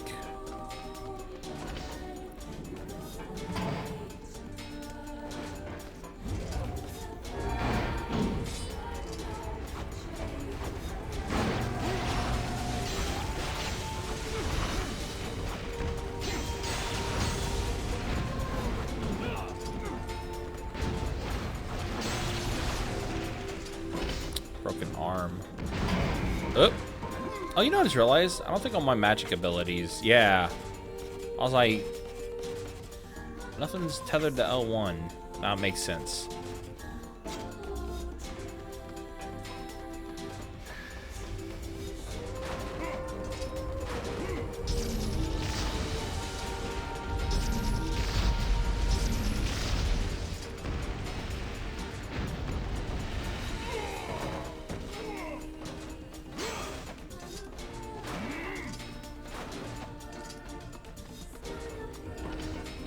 Yeah, very true.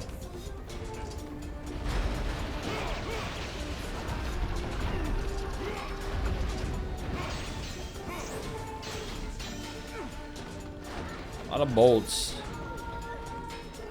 A lot of bolts.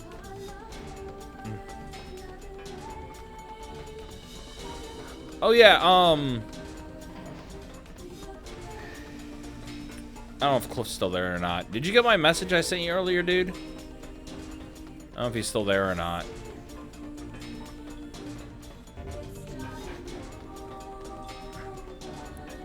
Oh, it was this, it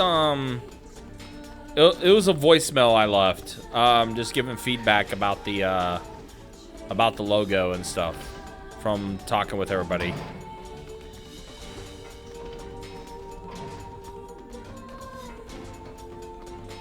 Oh, you do got another one? Okay.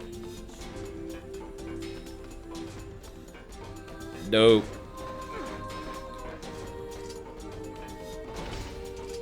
Nice. Yeah, that's cool.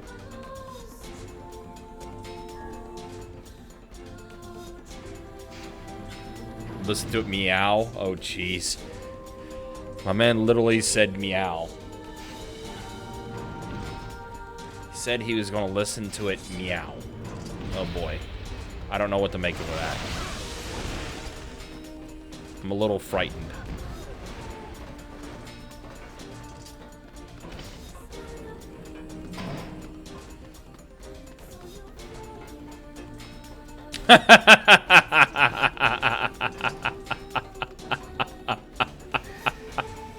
Oh god, I wasn't expecting that. Let Dad look. I'm absolutely positively letting him live his life. He can absolutely positively live his life. I don't have an issue with that. I'm just a little petrified, is all. Just a little scared. Partly because I'm allergic to cats. Except not really. Not allergic to cats. Let me say that one time when one of my supporters' cats is actually in the chat, be like, yeah, I'm allergic to cats. Pops in saying, I'm sorry, what?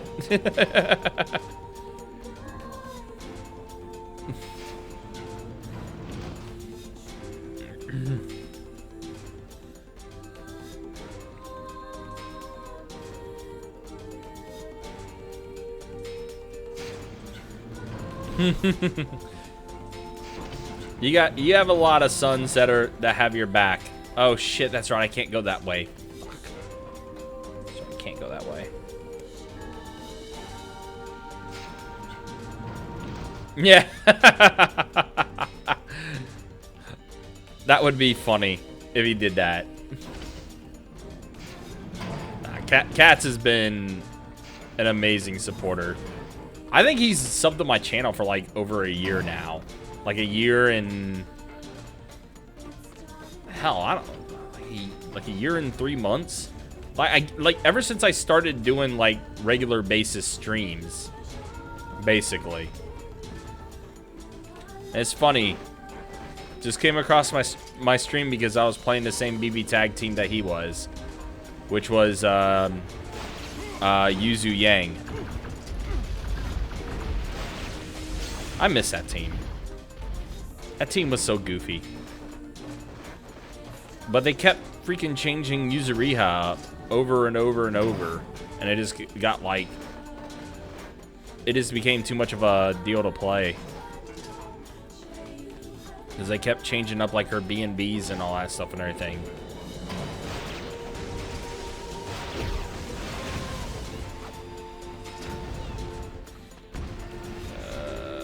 Are we sure that these things are the ones that drop the machine oil? Well, one of y'all gonna get this.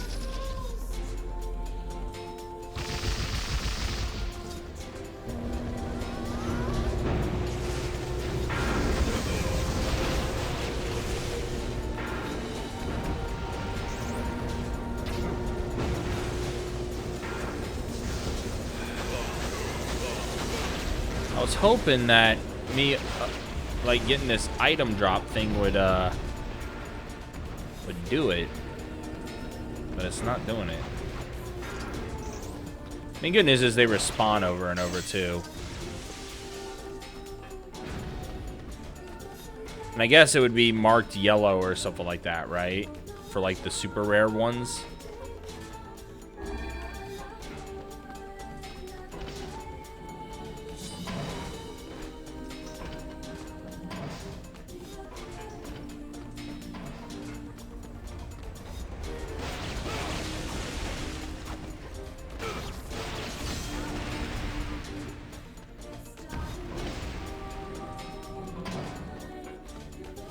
Need to find a way to get those to respawn.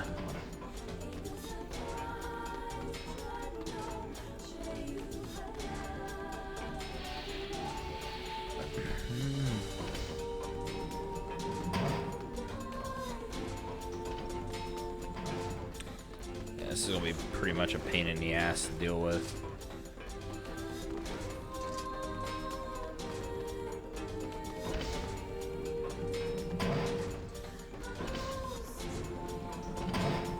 Yeah, that's what I'm doing. I'm just gonna go to this elevator and then come back up.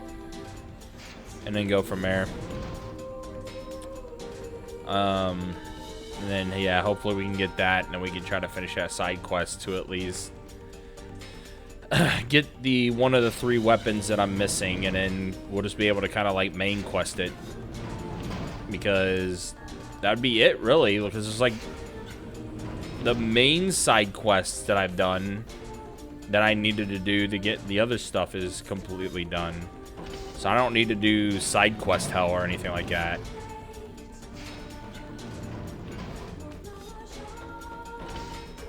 Oh no, what happened?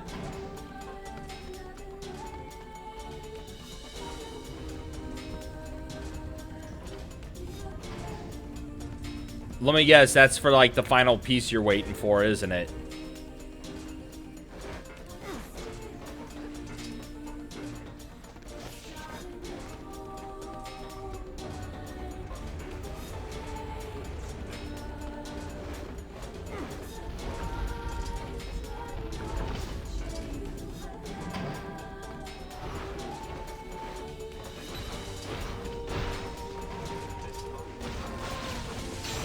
Oh, okay, so it'll be there tomorrow. That's not terrible. Oh, but yeah, I can understand if you paid for 3-day shipping and stuff like that. Yeah, no, that's understandable. That absolutely is understandable. Damn, that sucks that it kind of went that long. Come on, give me a machine oil for fuck's sake.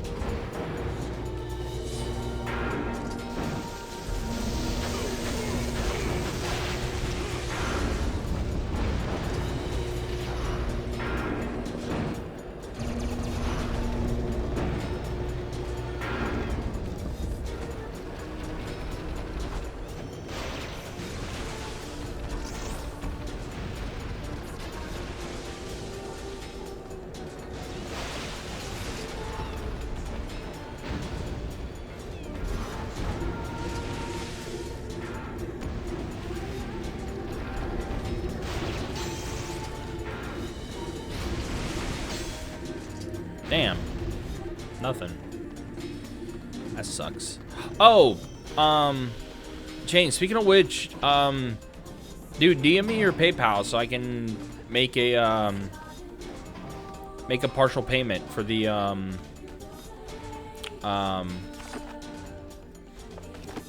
for the first go around that we talked about.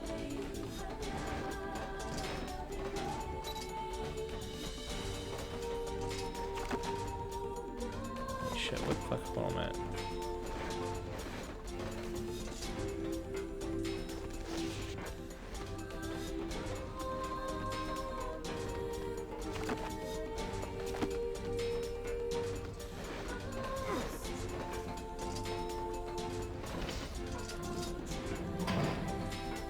Do I have Zelle? Yeah, I do.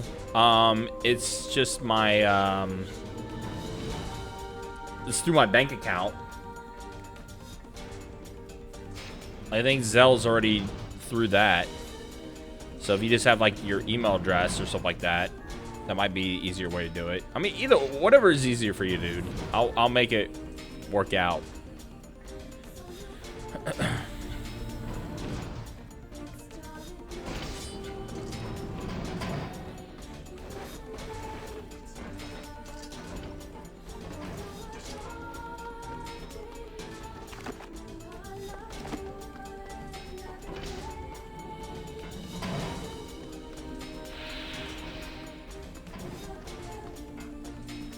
Oh, hell, it didn't respawn him. What the fuck? Why did it not respawn him?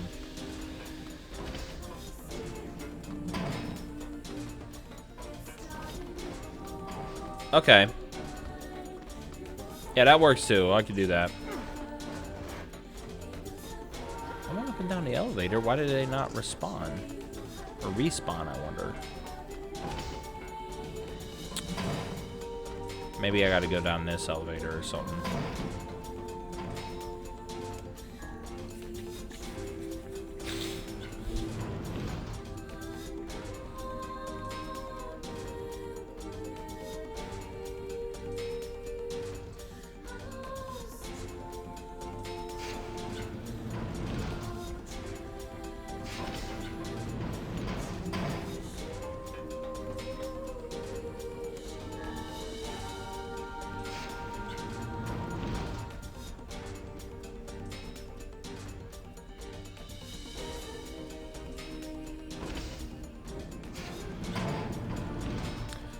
I'm gonna make one more go around trying to get this. If I, for whatever reason, I can't get this, I'm just gonna go ahead and like go through like the first part of the main quest.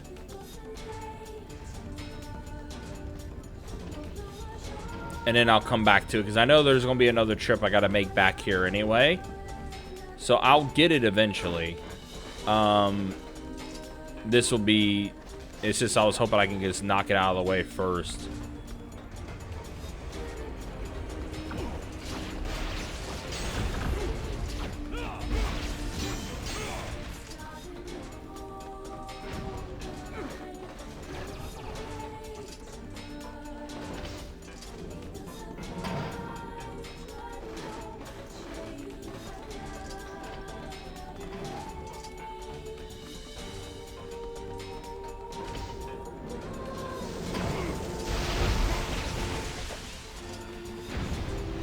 There we go. We got it. Cool. We got what we needed. So now we can get the hell out of here. See, I just had to threaten the game. I said this would be my last time doing this. And if I don't get it, screw it. I'll just come back. And it was like, oh, wait. I'm sorry. Here you go. Here's your final piece you were trying to get. Thank you, game. I appreciate that. Thank you very kindly.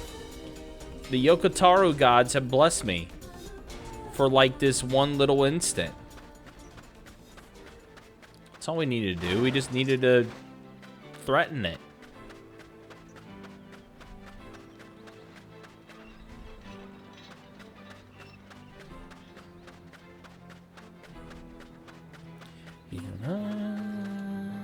And then we can get to the main quest again.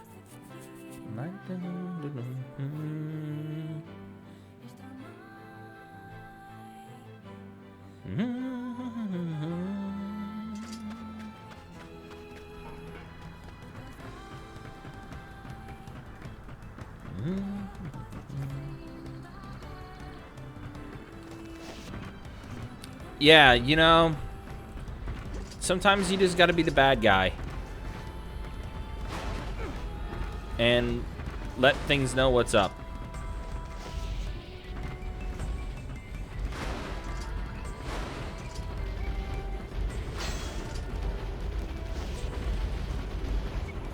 Damn. There's a lot of shades shooting here. We got a lot of rootin' tootin' shades down here.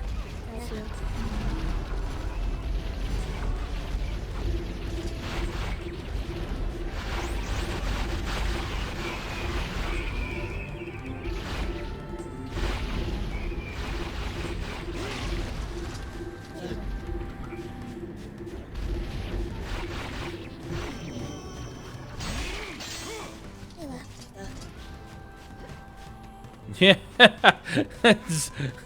my words exactly. The fuck's going on down here?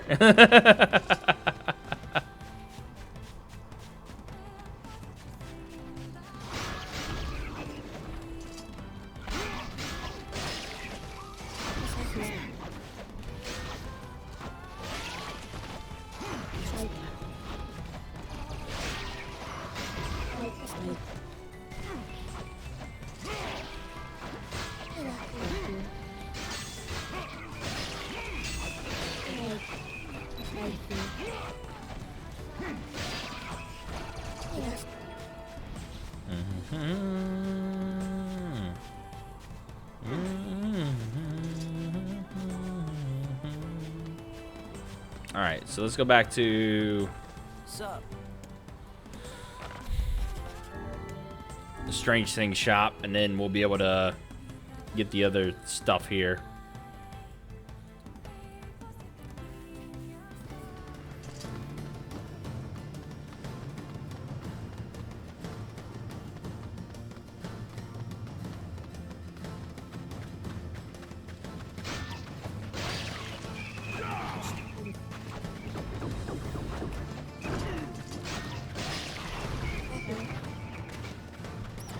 Oh, good thing I'm got miss that scorpion. Ah, we got some leather gloves. Bitchin'. got leather gloves. Alright, so this should open a fast travel to the other spot.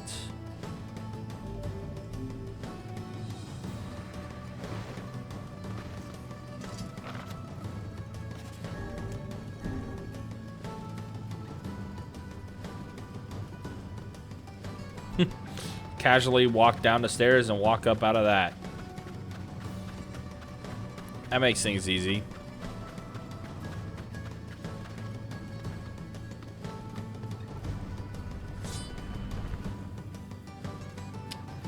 That makes things easy.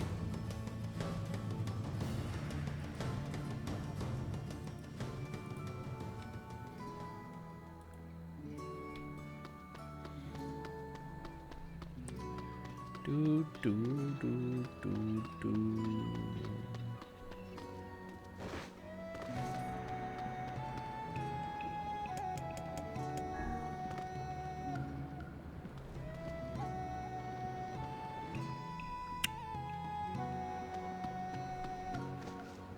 Hey, All right.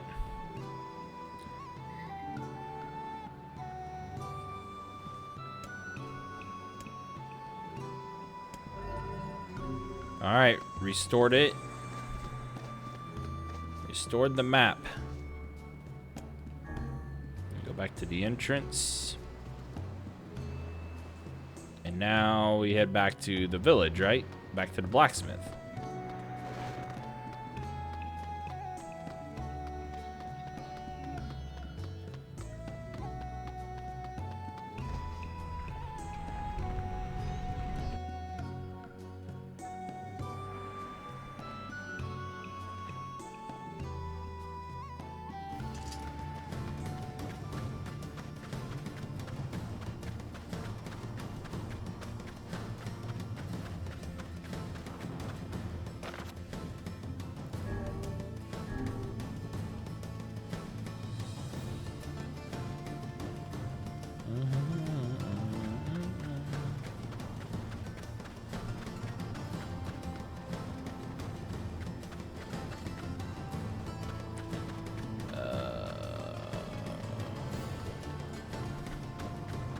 That's a short walk. We'll just walk over there. It's fine.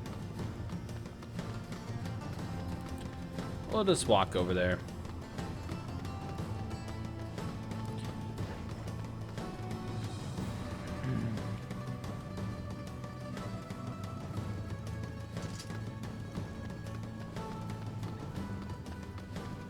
So I wonder what's left of this quest. 'Cause it definitely seems like it's a lot. Wardy! It's Pumbaa.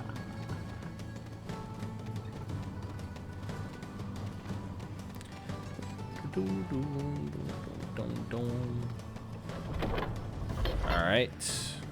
Heading in here. Hey man, it's already 10 o'clock. It doesn't feel like it's 10 o'clock.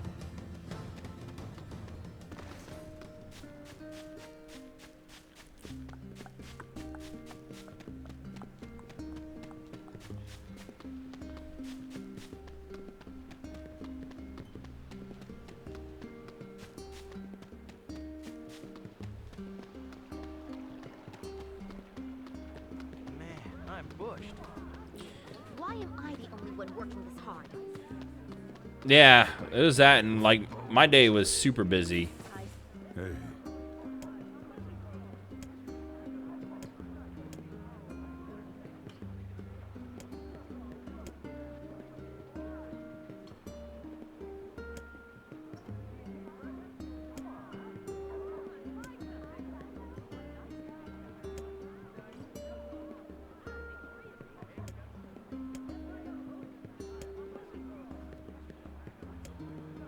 Alright, so You now of all people should be aware that meddling in the arguments of a married couple will accomplish nothing.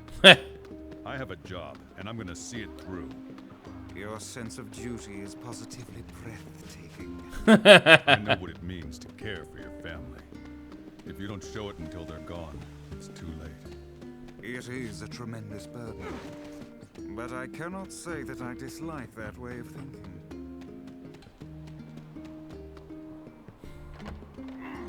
In Grimoire Vice. I will say, I kind of agree with you.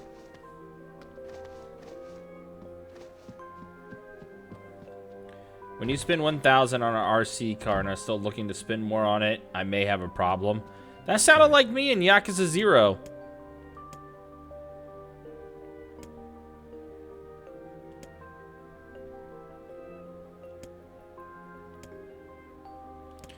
Oh, well, would you look at that?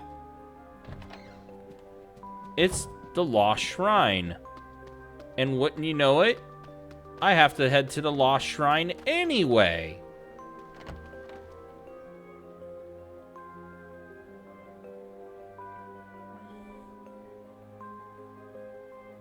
Well, shit. I gotta head there anyway.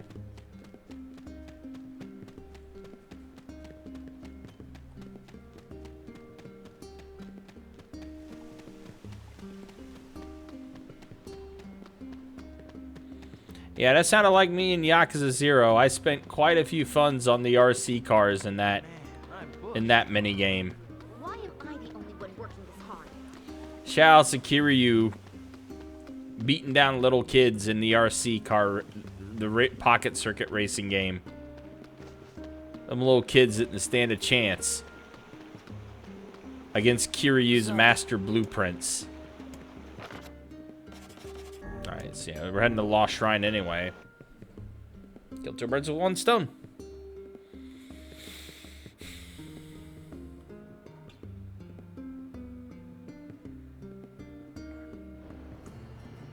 The Lost Shrine is at the other end of this cave.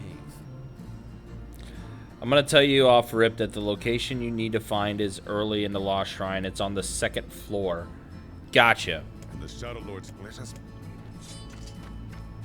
Gotcha. So as soon as I get to the 2nd floor, start searching. The car is Dante's, and we just keep adding to it to get it perfect. Oh. Oh, this is different. Hanzo and Gretel, that's their names?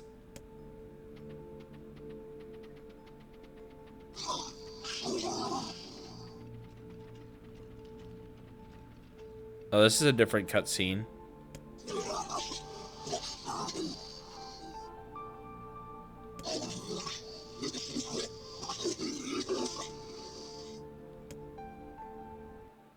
Oh.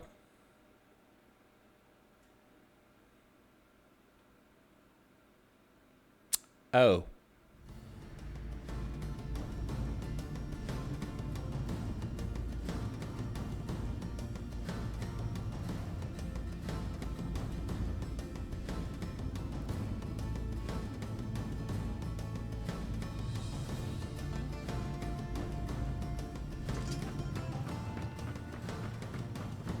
Some really different. That was different. Yeah, that was interesting.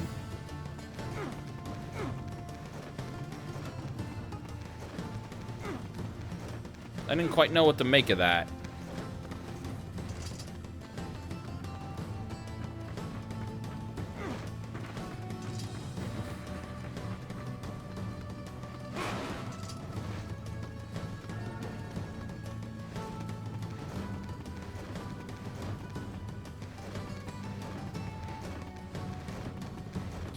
Yeah, so kind of the same thing that Automata did too. Like when you, after you go through 2B's playthrough and then you play as 9S, you see extra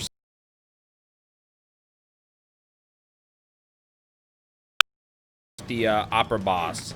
And there's different scenes with the opera boss because you're playing as 9S and you're hacking the opera boss.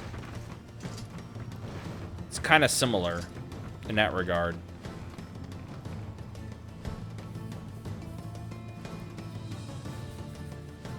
Yeah, the opera boss is dope.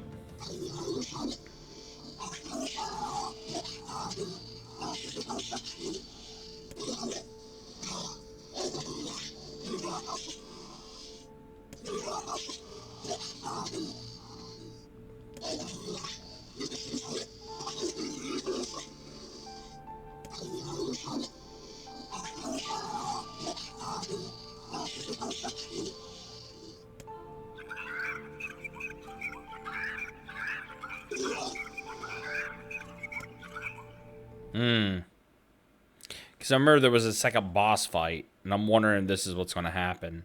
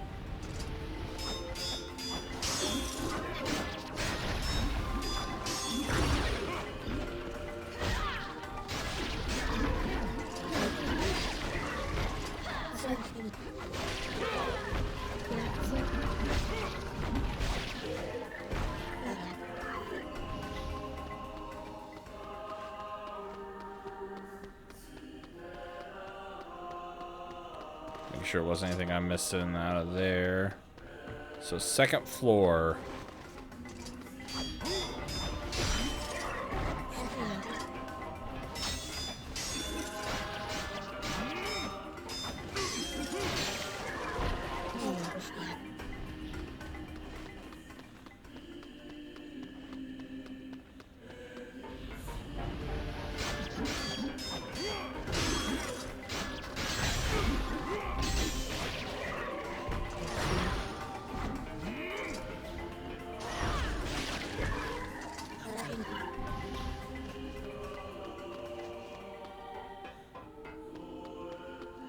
Alright, so here's the second floor.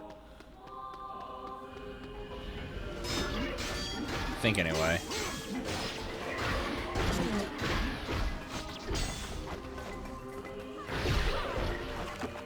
Yep, Lost Shrine, second floor. Okay.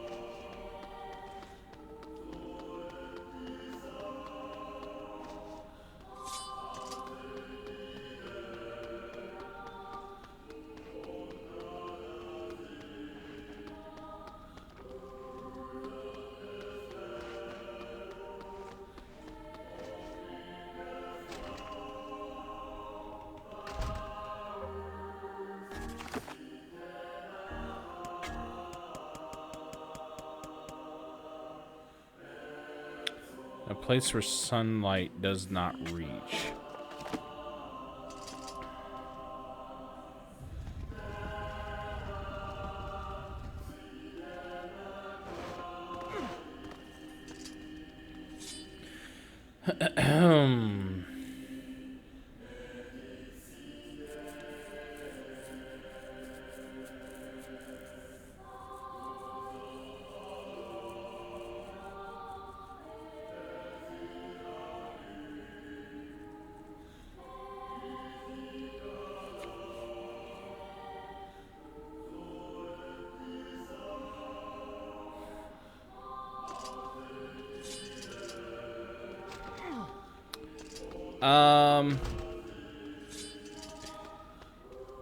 Yeah, I mean, if you want to, like, let me know if I'm going the right way, though, like, if I'm in the right direction, that'll be fine.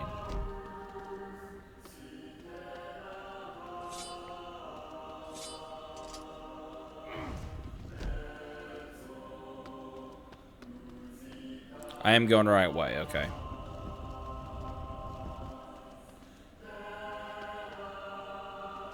I forgot how. This is all too easy. I'm almost dizzy.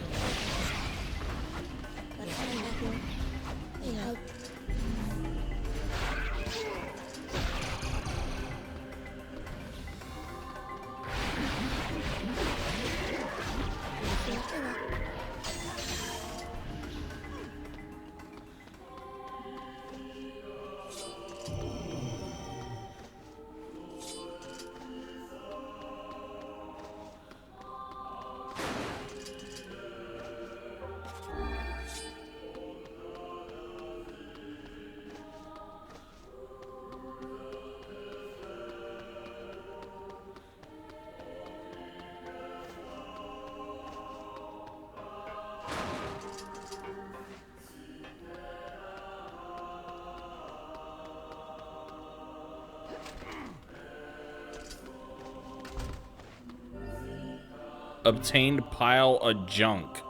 I guess that's it right there. Is this the treasure? A pile of junk? It seems the treasure map was a ruse. Now what? His wife isn't going to like this at all. Well, alright then. I mean, we're here. We might as well continue this main quest, because we're going to be back at the village after this anyway.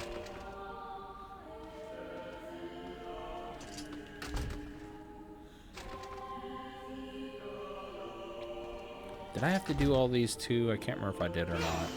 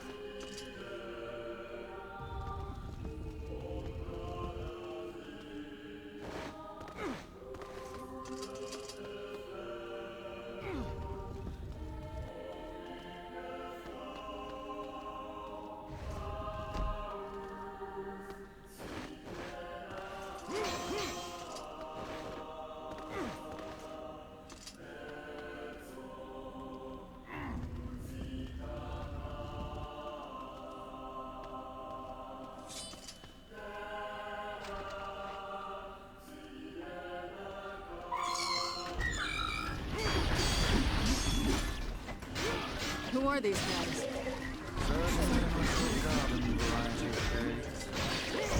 bodies aren't fully functional. I've heard of this. A cursed area where incomplete shades gather. That's okay. That's new. That's the first time we heard Tyran.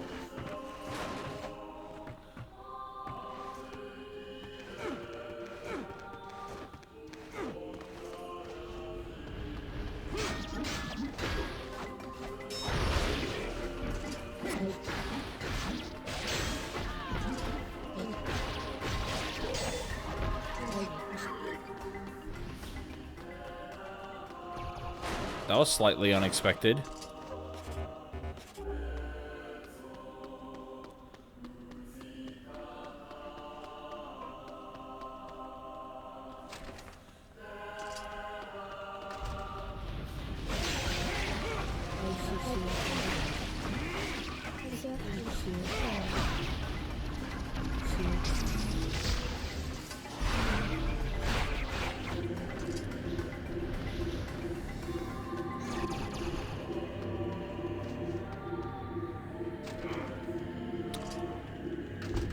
Yeah, I noticed that. I'm sad, though, that we're not playing as her, though. That part I'm sad about. That we're not playing as Kaine.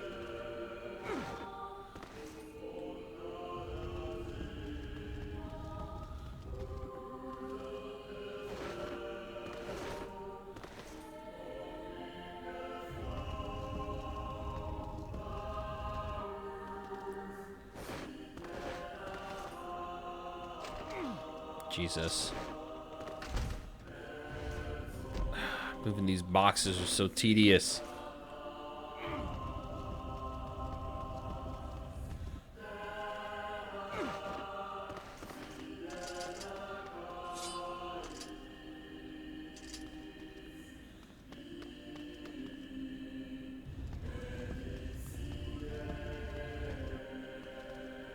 Yeah, playing as Kaine would be nice, but in ending C and D without saying too much on the matter,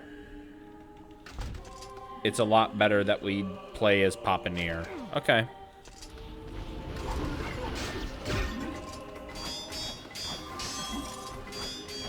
I'll take your word for it. After all, you've played the game, so this, in a sense, is going through like my second playthrough. Damn, dude got wrecked.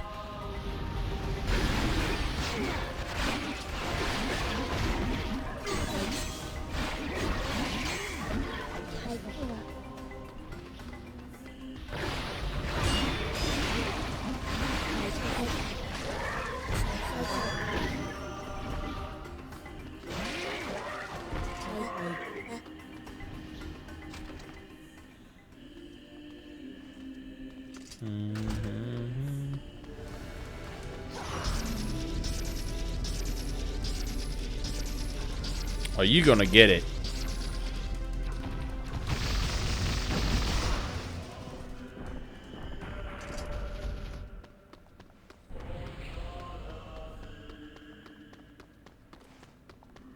Yeah, I don't know if he does or not. I'll ask him.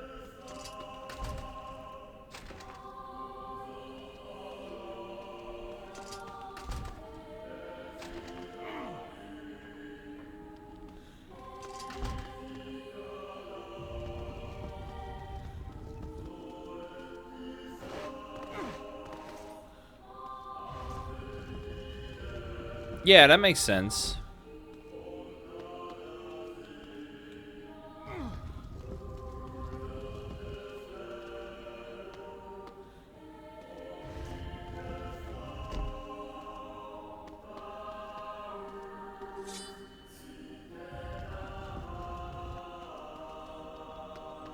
Oh, is that right?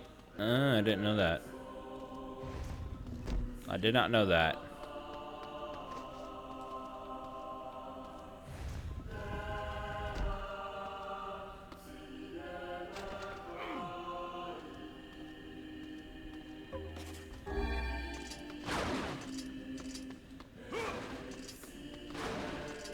Damn.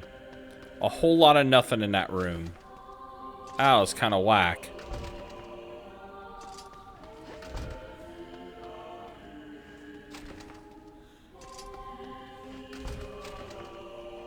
All right.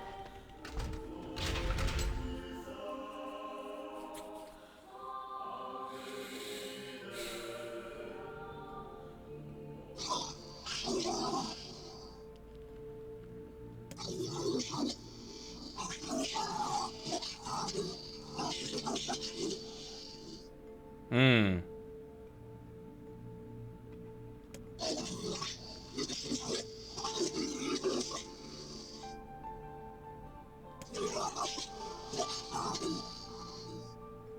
Uh-oh.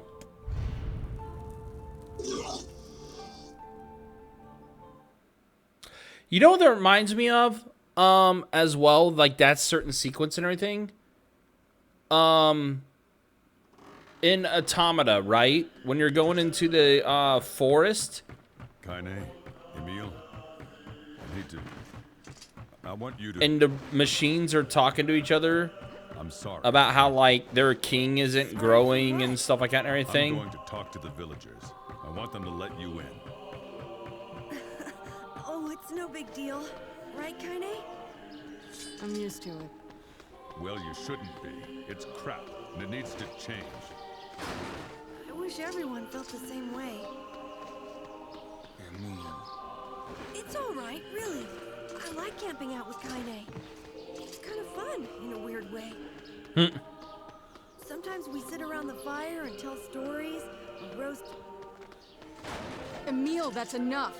I got a fucking image to maintain. In other words, we don't want to see... We don't want to hear about Kaine being friendly.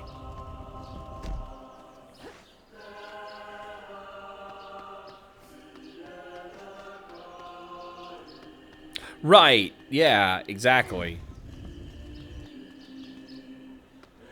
Like, the machines in that village were just, like, trying to start their own, like... They were trying to start their own kingdom. And they tried to go with a king that was a baby, that was an infant. But the baby wasn't growing because it was a robot. It was a machine, and machines don't grow.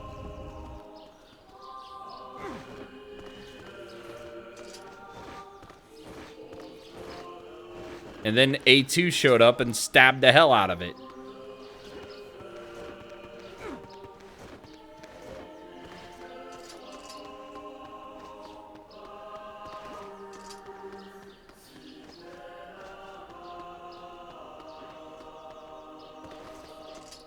We seem to be surrounded by a mob of helpless puppies. Just pick them aside. Damn, that's mean.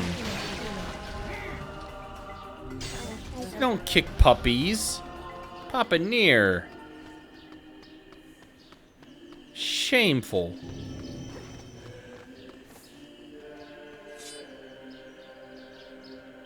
Don't kick puppies. He didn't mean it, Diesel. Okay, he's not out here, so we're good.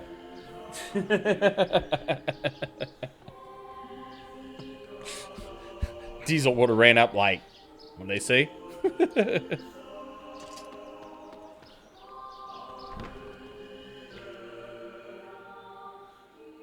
You get that a lot in this game. Hanzo and Gretel especially. Oh, are the big ones. Shadow Lord especially.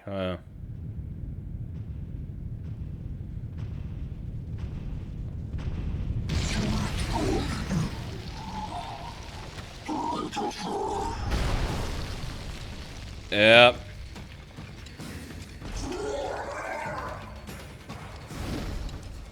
Angry dude. What's going on? There's dozens of them! These are creatures of the darkness. Lure them to the light. Pathetic to the end. Aim for that stone statue. It's the leader.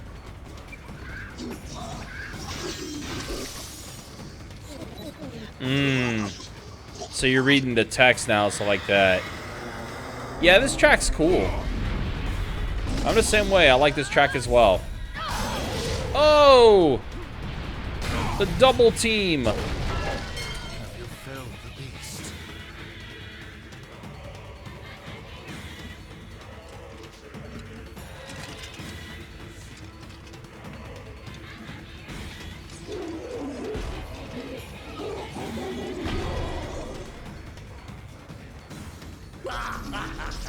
Oh, this is one stubborn son of a bitch. Nah!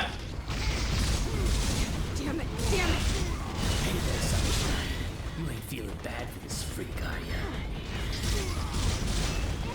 Ain't no turning back now. You gotta lust for blood. You gotta embrace the slug.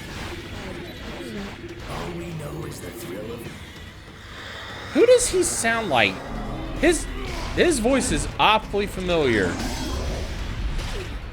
Oh. And here so that's the form she took. She took the form of Tyran. Oh, you're kidding me.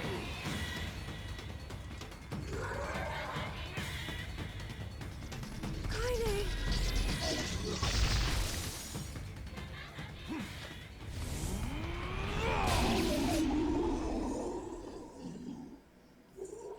He hams it up real good. Yeah, I can tell he's going to be that type of character.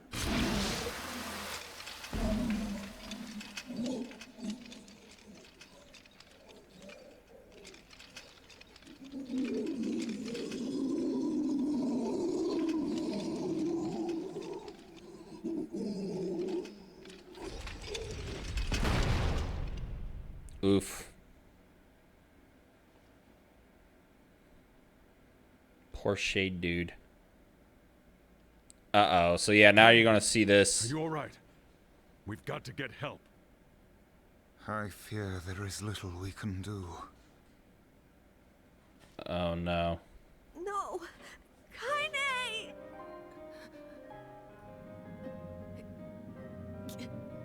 Get back. Mm-hmm. What is that? It's all over for you, sunshine. Kaine! Kaine! Yeah, you didn't hear him talking to her in the first part. And there we go. And that's when she transformed.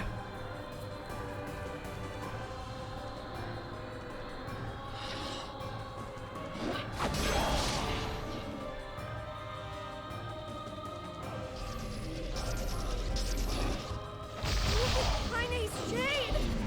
We've no other choice. We must strike it down. Kaine! Please come back!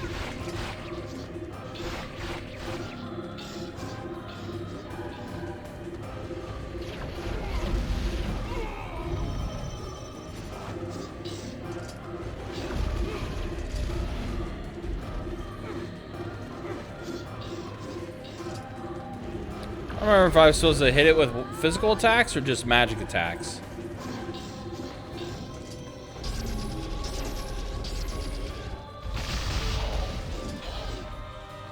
Stay your blade. Magic is required against this foe. Yep. Oh dear. Meh. He said, oh dear. Kaine! Kaine! Kaine. I couldn't hold it back. I can't be with you.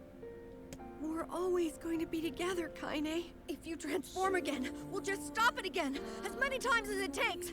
I don't care how tough it is, we're gonna get you back. I like sleeping outside because I'm with you, Kaine. I'm able to ignore my appearance and keep going because of you. I'm weak and sad and lonely. Damn. But somehow you make me strong. This line is You're my still- friend and I need you, so you can't go away. Freaking Emil, man. That line is All still... right. All right. Stop crying.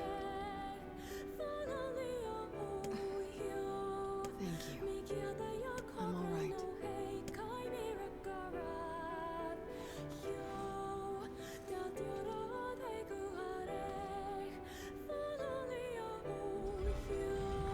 Yep, and this is the first piece that we needed to get.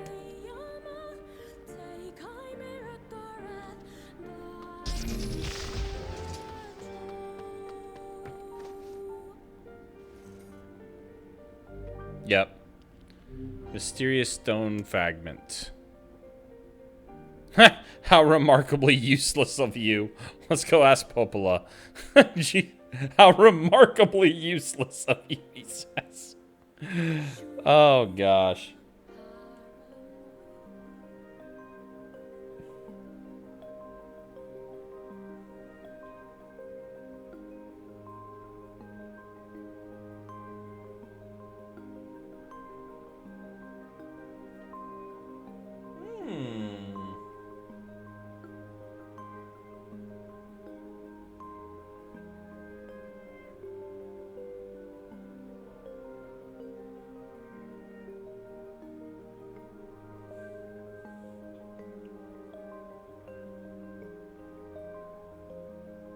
I saw the new logo. Looks better. Stone Guardian. Yep.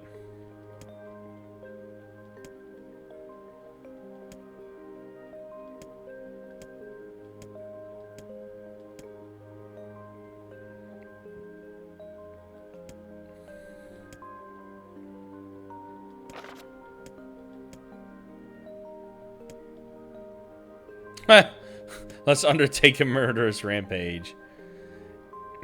Yeah, Zen, that Emil, man. Emil is such a good boy. Alright, so the junk heap.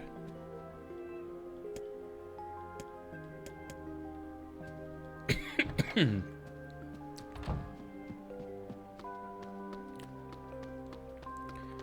the forest. Oh, Zen, do you have the DLC?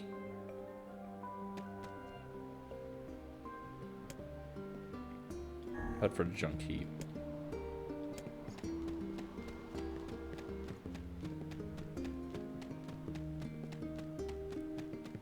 He is the goodest boy, yes.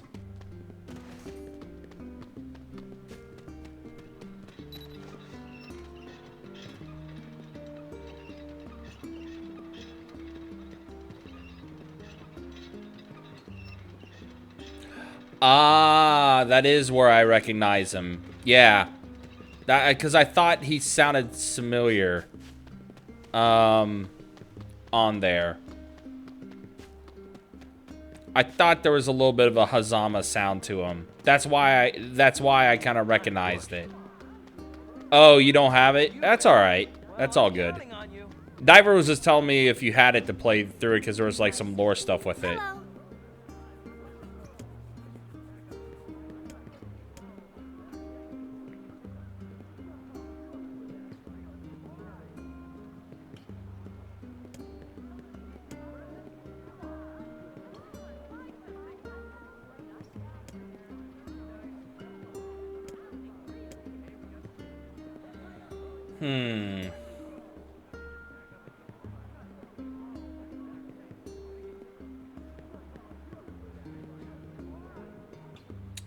Okay, so what should I do here? Should I sell it or should I keep it? Does it matter what I do? Like if I sell it, does that mess up the side quest? Or if I keep it? It doesn't matter? Okay. Well, we needed gold, so we'll sell it.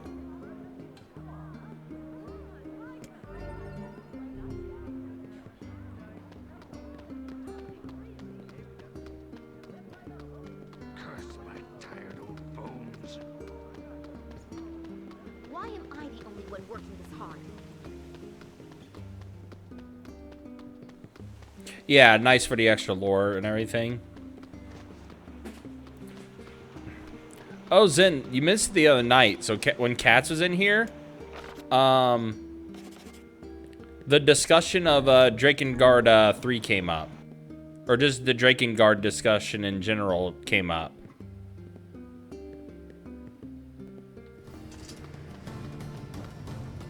And he mentioned that in Drakengard 3, there was a part that he absolutely, positively despised.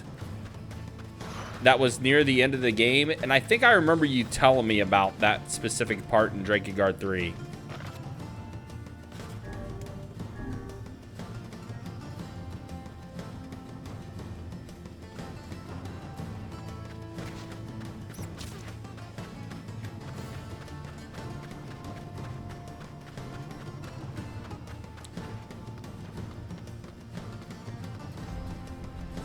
Yeah.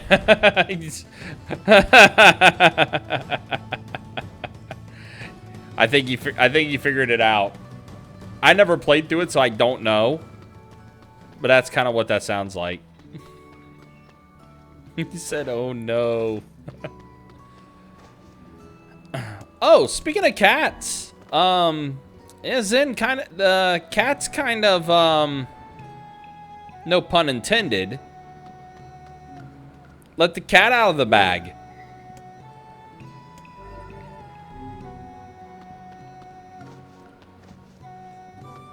Saying that, that he was going to be a guest this week. Which is pretty awesome. Get it? Cats let the cat out of the bag. Get it?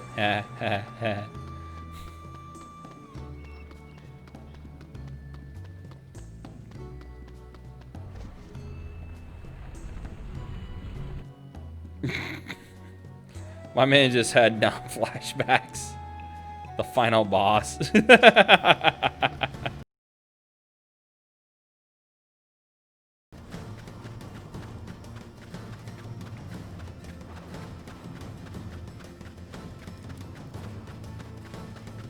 Yeah, that's going to be cool.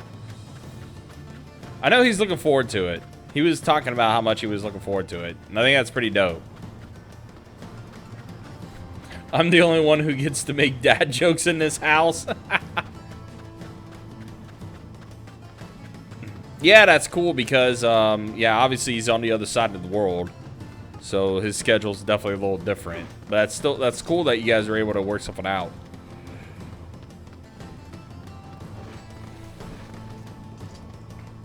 I don't know about that. I don't know if you're the only one that's allowed to make dad jokes. I mean, I am the eldest member of JSB.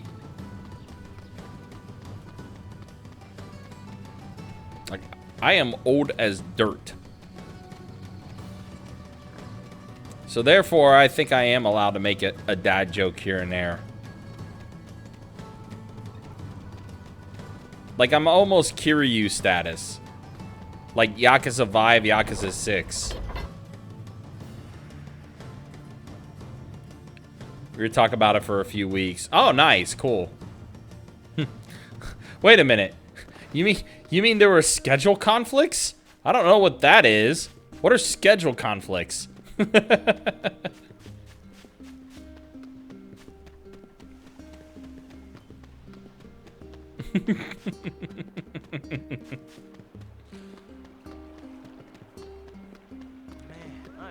You're definitely fed up with shit as much as... Yeah, exactly. Oh my goodness! Look who it is! Oh my gosh!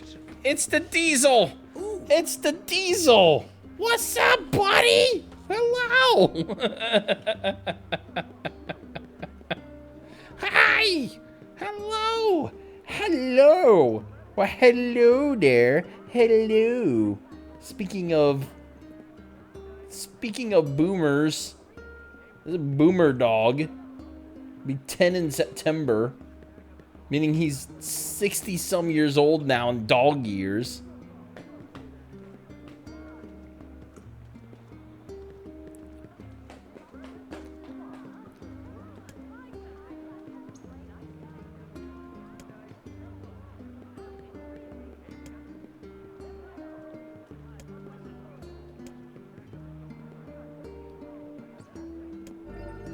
Oh, so here we go. This is our first map. Yeah, Diesel was definitely... Boomer says, Jesus, you freaking scratched the shit out of my arm. Oh my god. Oh my god.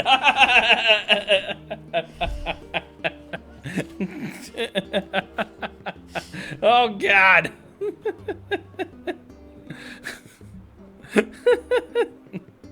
You see him just get up here, and then like he was all up into my...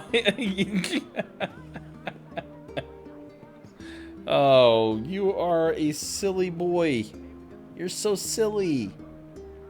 You're such a silly willy. Oh, a silly boy.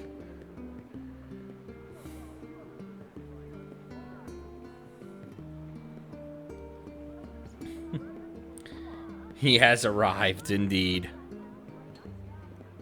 Oh, does that feel good? Getting scratched behind your ear? He's like pushing his head right into the palm of my hand and scratching behind his ear. He's like he's pushing hardcore.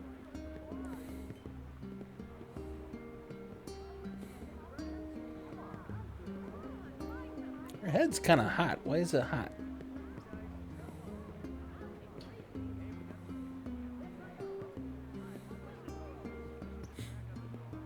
Goofy boy. All right, go lay down.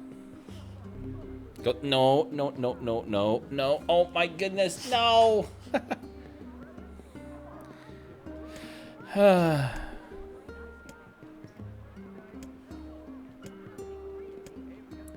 All right, so we got this new map. So let's go ahead and talk to Popola. Curse my tired old bones. Oh, it's you, eh? Well, I'm Oh yeah, counting on speaking you. of Drakengard, hello gamer. I am curious to see if you know this lore, Zenosuke.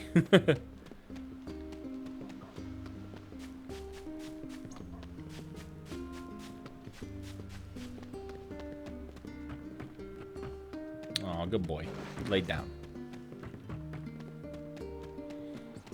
Ooh, actually, you know what would be kind of cool?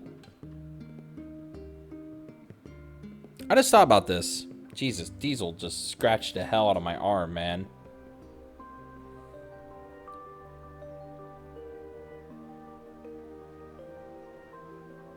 Dude, this is how hard he was going. I don't know if you can see it. I'm trying to get a good angle here. Dude, this is how hard he was scratching. He actually drew blood on my arm. Like that little dot is actually blood. He actually cut my skin with how much he was scratching.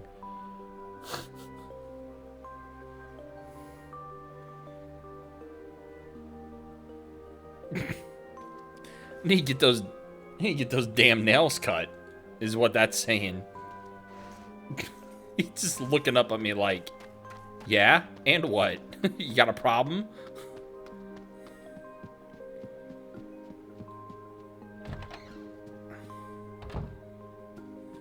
Hey.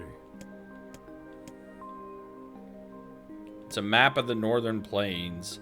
It mentions something about the place where the Iron Bridge starts, but that's all I can read.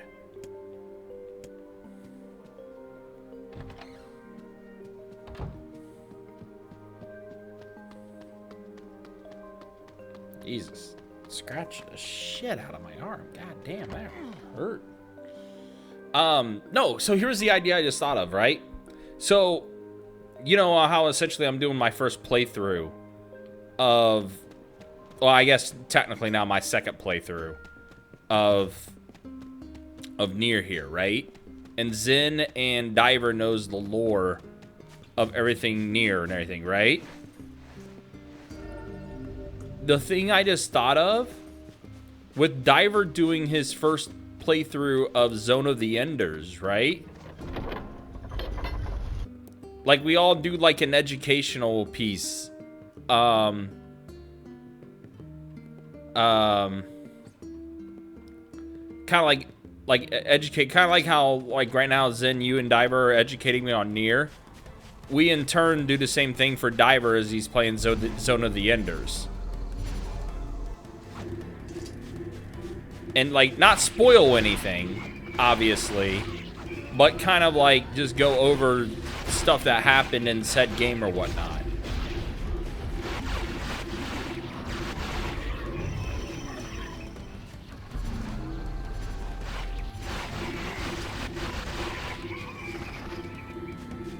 Like I said, just a thought that I had.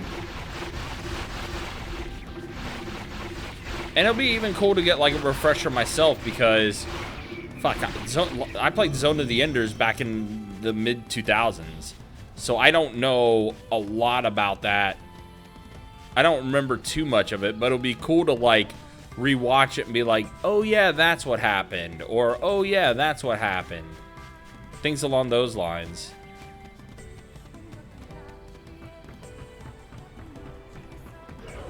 Shingo! What up, buddy? Yeah. Diver tomorrow is going to be starting, his first ever playthrough of Zone of the Enders.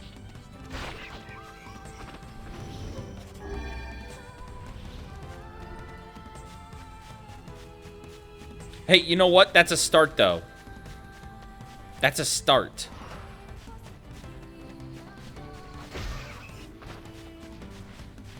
Up.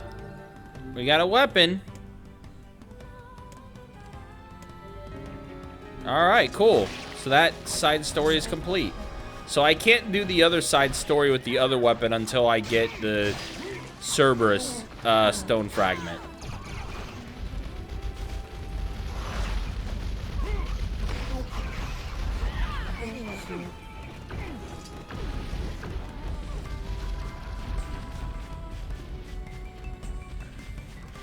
Yeah, the first one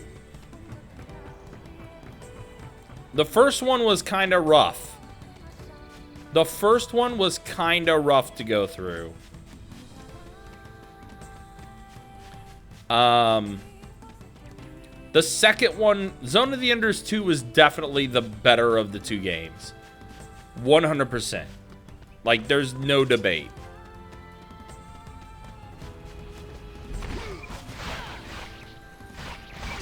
Yes, by a large margin.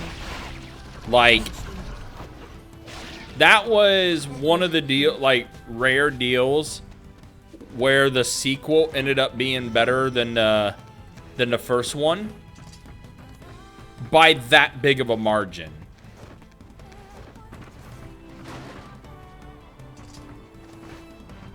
Ha! Yeah. Yes. Correct. Yes. Yes. The MGS2 demo disc. Absolutely. Bro, that was the first game I bought for PlayStation 2. So, this is, again, dating myself. When I was 19, 20 or whatever it was, whatever year that PlayStation 2 came out, right? I made my purchase on my first PlayStation 2 by doing Kmart layaway. So I was making payments, like $50 payments, to get this, oh, this part was sad. Oh, this is different.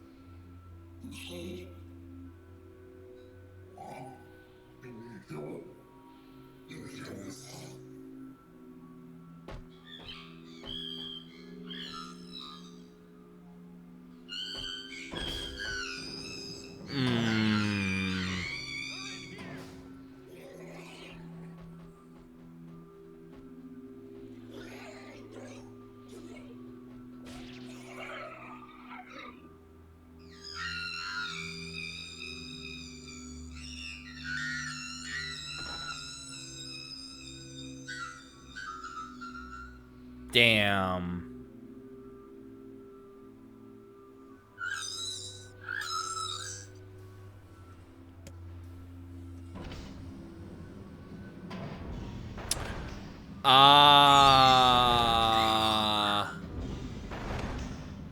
So that's how this boss was created. That shade befriended the robot. Who are you?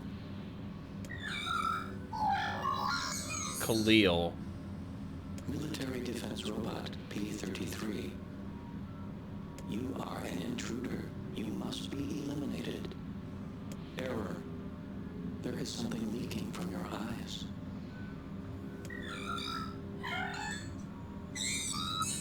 I'm crying, you big dumb robot. Jesus. What is crying? Who is Mom?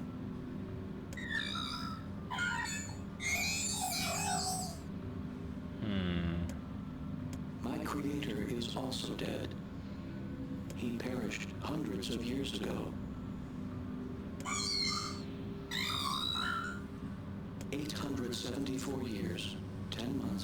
14 days, 4 hours, and 43 minutes.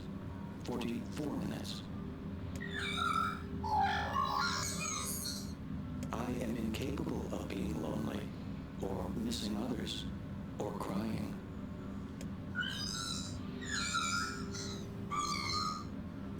You will die.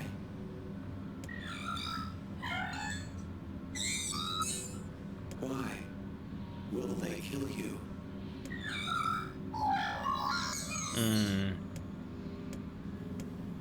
I will not permit the humans to kill Khalil.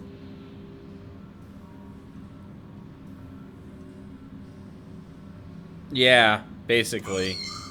Military defense robot P-33 will protect you. P-33 is charged with defending others. P-33 will defend Khalil. I will call you BP. I'm gonna call you BP, it says. Yeah, it's sad too, because, like, especially now you know what the shades are. Yeah, it hurts. Oh, and then this scene. Yeah, but I don't know how much we can actually use. This scene. Check this out. It looks brand new. Hey, be careful there. I'm fine. Oh no. Huh? Look out!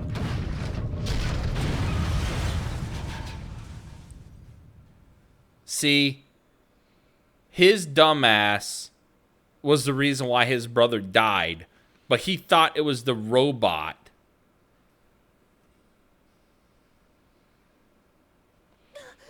Jacob, no! No, this can't be happening! And then this shit. This shit right here. Pulled his damn arm out of socket.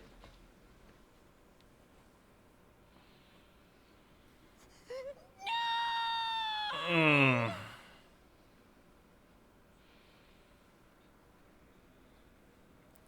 And he looked and he saw the robot. And he thought the robot did it.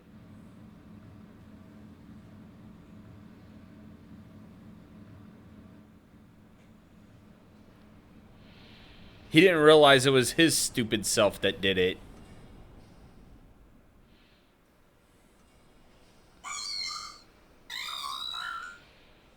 The noise of the intruders caused the structure to fail. They should have proceeded with more caution. Yep. One intruder has perished.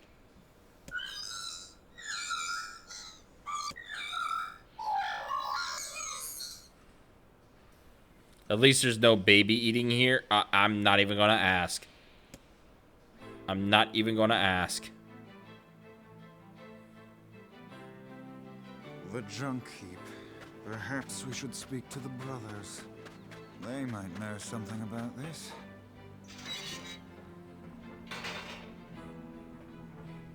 Oh, hello again.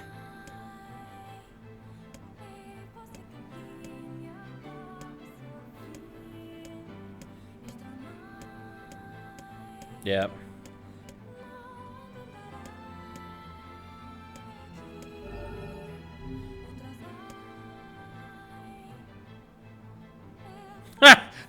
Don't we already have this? Shh. These things happen the second time around.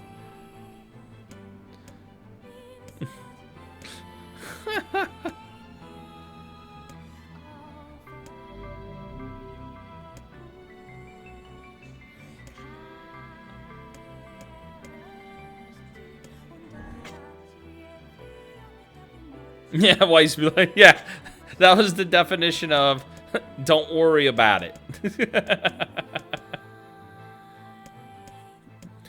Shh, you're putting too much thought into this. Shh, just go with it. Just relax. Shh. That's the way it went. So, shh.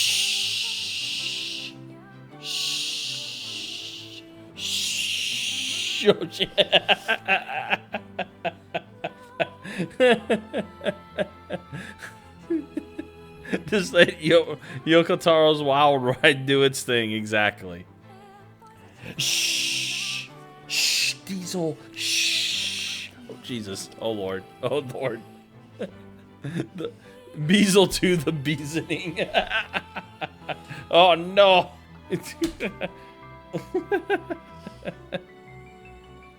Oh, my gosh. The boy. It's that boy. It's that boy. It's that boy Diesel. It's that boy. It's that boy. It's that boy. It's that boy.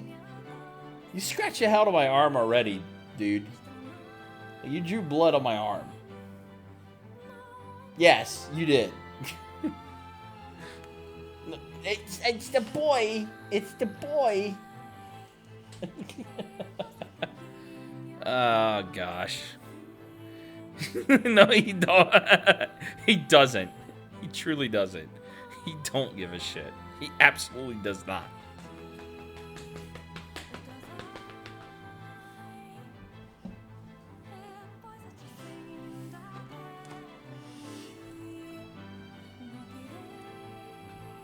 What is it? What is it? What is it?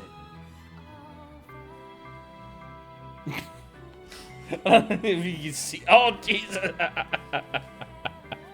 All right. Oh, no. I dropped the controller. You see what you caused me to do? You caused me to drop the... Oh, okay. Yeah, I see. This goofy dog.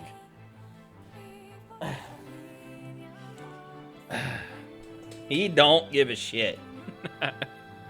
He really doesn't. He really does not. Yo, swag what's up, dude? Yes, this is my dog. It is my boxer Diesel.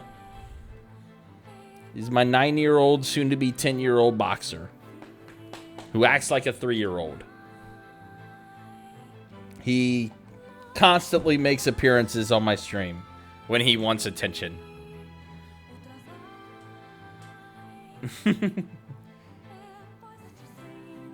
Protect Diesel at all costs. That's exactly what it is. Alright, here's what I'm gonna do. I'm guessing he probably needs me to let him out. So I am going to take a small break so I can walk him. That's the only thing I can think of with all the attention he's wanting. So hang tight and I will be back in a few minutes. And as always, thanks for watching.